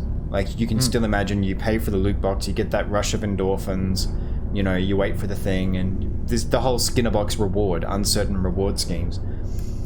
Because, I mean, isn't basically anything that involves a Skinner box basically gambling? And by that, for those of you who are unfamiliar, a Skinner box is the idea that now, and I might be getting this wrong here, so please let me know if I am getting this incorrect. But it came from experiments with animals where you press a button and you have an uncertain reward scheme. So sometimes an animal might get food, sometimes an animal wouldn't. When an animal like has a certain reward scheme, so they press a button, they get food. They only press the button when they're hungry. But there's this weird psychological hook, and humans have the same deal, where there's something about that indeterminate reward scheme, that uncertainty about whether you're going to get a reward or not, where the animals would just sit there and hammer the button. Oh, like, wow. Yeah, like not because they needed anything. It was just something about that. It was something about that uncertainty of like, will I get it? Won't I? Like that becomes almost the thing itself. So if I press it once, there's less of a chance I'm going to get what I want. But if I hammer the button, then I have X amount of chances to get the food. So. Yeah, because when you press the button, you never know what's going to happen. Like, you might press it first time and you get food, or it might take like 10 presses and then you get food. Yeah, right. Yeah. Okay. There's been no actual meaningful research done on loot box psychology. Oh, interesting. Gotcha. Right. There's a really... Go ahead. Oh, what I was just briefly saying, what level of thesis is it? Is it master's? Is it PhD or what? Yeah, tell us more, son. All right. PhD. Cool. There you go. All right, I'm gonna go for hashtag not everyone. Does that work for you? Yeah, go on. Gotcha. Oh, sorry, Kate. I missed your question, but the lovely people in chat have answered. Yeah, the Veil is an area of space. Yeah. A nebula. They didn't kill Saren. What does that tell you? The Geth are not innocent victims in all this. They're the enemy. They want to destroy us. Not just the Quarians. I'm not feeling... all organic life. Not feeling the Quarians here. That's why they've joined up with Saren. And that's why we have to stop him. Oh, dear. I have too much of my memory of Mass Effect 3 with the whole thing with the Geth just front-loaded there. Alright, Pilgrimage. Yeah, for sure. I want to know just more bang about her. When my people reach maturity, we leave our birth ships and seek acceptance with a new crew. It's necessary to maintain genetic diversity among This is a BioWare game. We don't have sexual relations with anyone until the very end of the game. Be a burden on them. So, to prove our worth, we embark on a pilgrimage. We set out alone, leaving the flotilla and our families behind us. We only return once we have found something of value we can bring back. BioWare. This is presented as a gift to the captain of the respective ship we wish to join. If the gift is accepted, we are welcomed into the crew. Yeah, which is the moment that happens in Mass Effect 3. Save both Geth and Corian. Well, that's just interesting. It's spelled Quran. Your spell checker going a bit weird. Yeah. All right. Do they always accept? Can a captain choose to reject the gift? That doesn't happen often. Most captains are eager to increase the size of their crew. It increases their own standing in our society. Even when the gift is not particularly valuable, the captain usually accepts it out of a sense of tradition. However, there is a stigma to presenting a substandard gift. It's not the best way to make a good impression on a new community. Most pilgrims don't return until they find something worthwhile. I remember reading something about, I might be getting this wrong, but I remember reading something about a newer BioWare game where they were changing the dynamics around relationships, where they were, maybe it is Andromeda, maybe you were the one telling me about this, where there's not this big sort of build up to having like one physical or romantic relationship that, you know, the game finishes with, but they're a little more casual throughout the game. No, I mean, there's the Asari crew member you can have a casual fling with, and also a long-term romance with. But every other one, I think, is one of those build up to a sort of climactic kind of romance. Gotcha. It might have been press about the new game then. Could have been, yeah. Kate says the Corian... Go ahead. Kate says the Corians seem to be acting on survival instincts. If you're always on the run, scrabbling to survive, you literally have less brain power to process higher level thought. Like, maybe let's reconsider the whole history of this war. Yeah, that's true. That's true. Yeah. Son read the Quran back when you were in your early 20s. Started to dawn on you how powerfully religion impacts the development of culture and societies. Sat down and chewed through the Bible, the Quran, and a chunk of the Torah. Oh, nice. I think... Yeah, I've read most of the Bible. I haven't read much of the Quran, although I have a copy, as well as the Tanakh. So you're doing better than me. I've collected, but not read. I've only read the Bible myself as well, and being of Christian upbringing, so, and I haven't read all the others, unfortunately. But the intent's there. All right, sounds dangerous.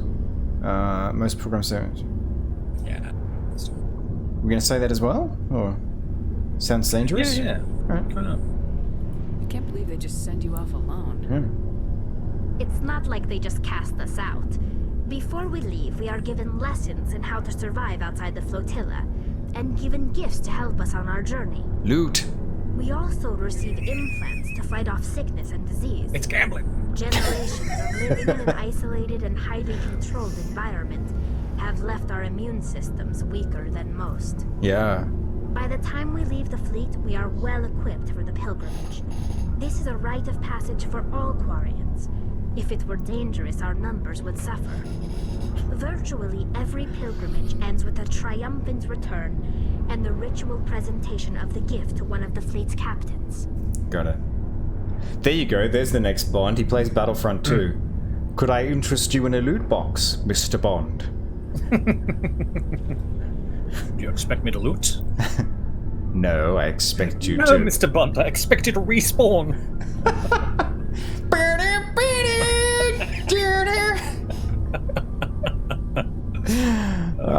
Yeah, that's true, Kat. We should at least undock. Yeah, right. for sure. Let's change topics. Talk about something else. Like what? Did we have no, we don't. Got it. I should go. All right, we got 4 minutes left on the clock. Let's press the button. Yeah, for sure. Let's I press was thinking of like maybe we should talk to Rex, but let's get in the air. Let's make it It's a nice cap to the yeah, for sure. to the episode. Give it a bit of yeah. Take right there. Yeah, I've got to confess, son. I can't remember a lot of like what I've read of the Bible either. The thing I find really interesting about religion, though, is that throughout a culture's history, there are these periods where religion can coexist with a height of intellectual and artistic curiosity and expression.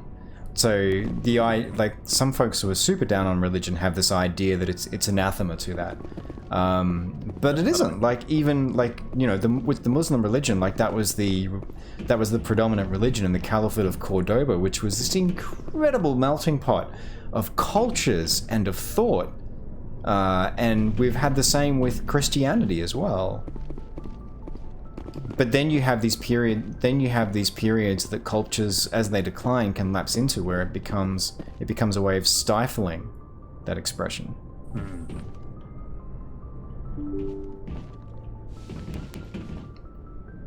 The Muslim Golden Age was out of this world. That is a good point, son. Yeah. Right. Yeah, exactly. Caliphate of Cordoba was free. Yeah. Yeah, and like Muslim cultures have given us like, do you like numbers? Numbers are pretty cool, huh? Well. Galaxy map. Wait, okay. Fine. You don't drive the ship, you just tell them where to go. Yeah. Remember? Yeah. I just gotta hit up Google Maps.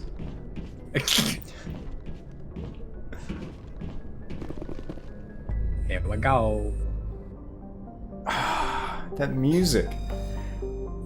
I'm super tempted to set up more of my streams this way, because I love that we've got a full unobscured screen and I don't have to worry about flicking in and out of cutscene mode. Yeah, right. Citadel. Did you say Citadel? Okay. Yeah, the Citadel. Hang on, zoom out. I want to zoom out. Oh, there we go. Whee! Let me zoom out further. Ah, that's a nice way of giving a sense of scale there. It's like, Sure. do you want to see where you're going? No, zoom out. Zoom out again. Zoom out again. Zoom out again. Exactly, son. See, that's the way I would have spelt it. So Liara's dig site. Yeah. Is what you want to go to. All right, the Liara's dig site. You dig? I dig. We're gonna go past asteroid X57. Oh, this is Sparta, Cole.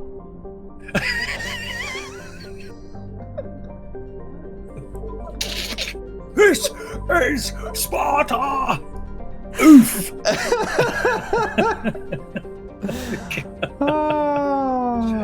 are we going? Yeah, where are we going? There's a dig site. There's a dig site. The guy next, sorry.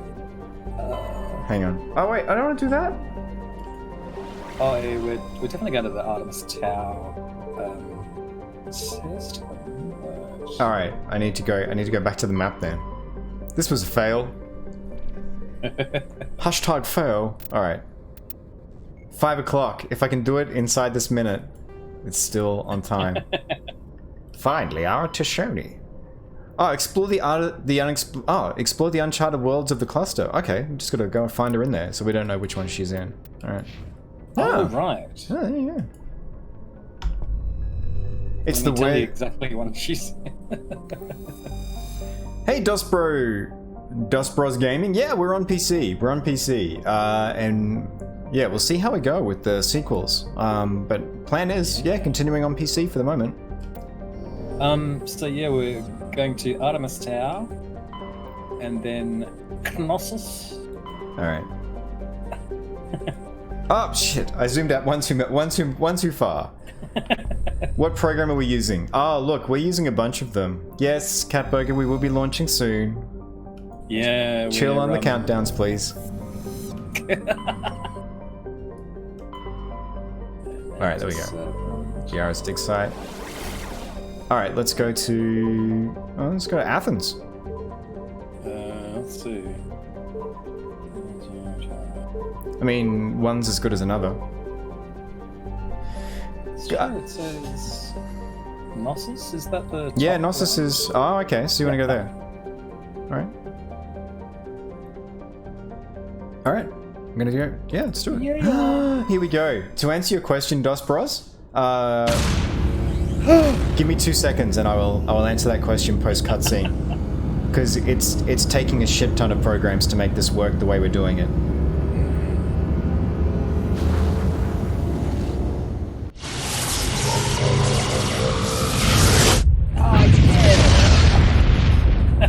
We're off. Yes. Okay, and she's on Therum. Ah, so you're just gonna outright tell me? All right. Yeah, I am. Fair enough. I mean, we can explore, but we might as well just head there. So we've got a. But Cole, I would love nothing more than to drive the Mako around a bunch of planets. We'll get to that. Oh, we're landing! Such a great graphic, that one. All right. All right, Shit.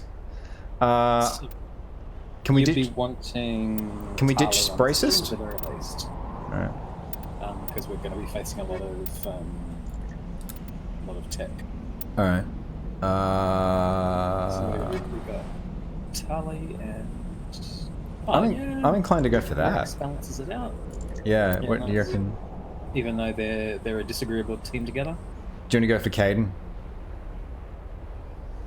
Oh, that puts our combat strength down a little bit, so... Alright, let's just go for that then. How delightful. A new follower. Ah, thank you for the follow, Dos Bros. Alright, so we're gonna go for that then? For sure. Alright, let's go for that. Let's use that squad. Your stream will be recorded for quality assurance purposes. Yeah, look, by all means, please record. Well, we're eventually going to put this up on YouTube, aren't we?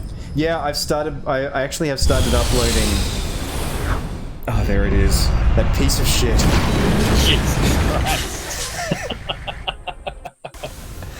Oh, what have you made me do, Carl? I'm so sorry, bro. Alright, let's save the game. And we are at 4 o'clock now, so... Really strange. Like yeah, we're just at 5 past. Yeah. Oh, there you go.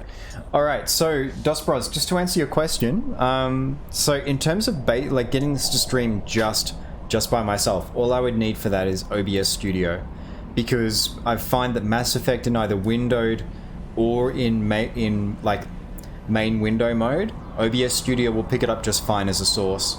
I have it configured as window capture, so I'm capturing this particular window, but I found that either of those work well. The downside with Windows is every time you Alt-Tab out of the game, you lose the sound. There's no way around that I found. That's why I'm still probably going to stream on PC for the next two, but normally I stream on PlayStation when it comes to games, because I don't have to deal with all of those issues, and it means that my game is running on one machine and all of the streaming stuff's running on another.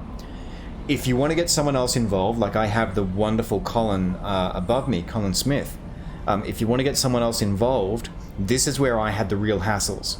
And we're using Parsec to share the game and the game audio across to Colin, and we're using Discord to have our video chat. And that works perfectly most of the time. We're just dealing with an issue this week where Colin has been an absolute sweetheart about dealing with echo that he's getting on his end. But otherwise, OBS Studio should be all that you need. Please send me a whisper if you have any hassles down the track. I'm more than happy to help you out if I can. All right. Good lord. Good lord. Wow. What an episode, Colin. What an episode. For sure, man. We have got Spectre status, and we've traveled a quarter of the way across the galaxy, and we're in the Mako for all that is a possibly good or bad thing, who knows. But we are about to pick up one of the best characters in the entire series. Oh, we are. Yeah. Someone who's going to be a real asset to our team. So. We should be streaming again next Sunday, but it will depend on schedules, because Colin's schedule as a performer is quite complicated. I think I'm actually in the clear for next week. So, oh, okay, cool. So I imagine that March the 8th at what is it? 2 o'clock Eastern Daylight Savings Time. Yeah, Australian Eastern Daylight Time at 2 p.m. is when we normally kick off. When in doubt, Catburger, the best way to keep an eye on things is always to either follow me on Twitter or to pop into the Discord, because I do post weekly announcements about upcoming streams, and so each Sunday night I'll be streaming about what's happening the next Sunday for Mass Effect. But there's always a pinned announcement in the announcements channel with the schedule for the week ahead. Thank you so much for popping by, Dos Bros. I hope you have the Discord is, hang on a sec, there's a link on the channel page, and if you, that will see you right as well. Awesome. Thank you, son. You triggered the command. That was the smart thing to do that I should have thought of as well. Yes. So you can jump in the Discord there as well, and say hi. But yeah, that's the best way to find out what's happening. We will be back next Sunday, it sounds like, at 2 p.m. at our regular schedule. Thank you so much, everyone, for your company, and thank you first and foremost to you, Cole, for being here. Hey, my pleasure, and I'm so sorry that it has been 3 weeks since we've had an episode. I had an audition on the first week, and then I had to fly from Sydney to Brisbane on the second. So apologies for that, but it should be a little bit more regular. It is what it is, and never apologize for working. Like, you know, that's the important stuff.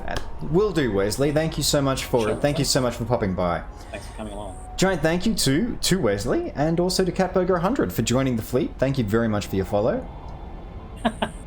Kate has some channel points left. Yeah, every message from Kate from here to eternity will be highlighted. Oh my! I hope it works out next time. Bloody hell. Yeah. We'll see if we can sort out those tech issues in the meantime. Yeah. All right, folks. In the meantime, stay safe out there. Stay safe out there in the Terminus systems, and make sure that you're fully calibrated. Fly the friendly skies. Thanks for watching. Be sure to like, subscribe, check out some of our other videos, and for live content, come join me on Twitch.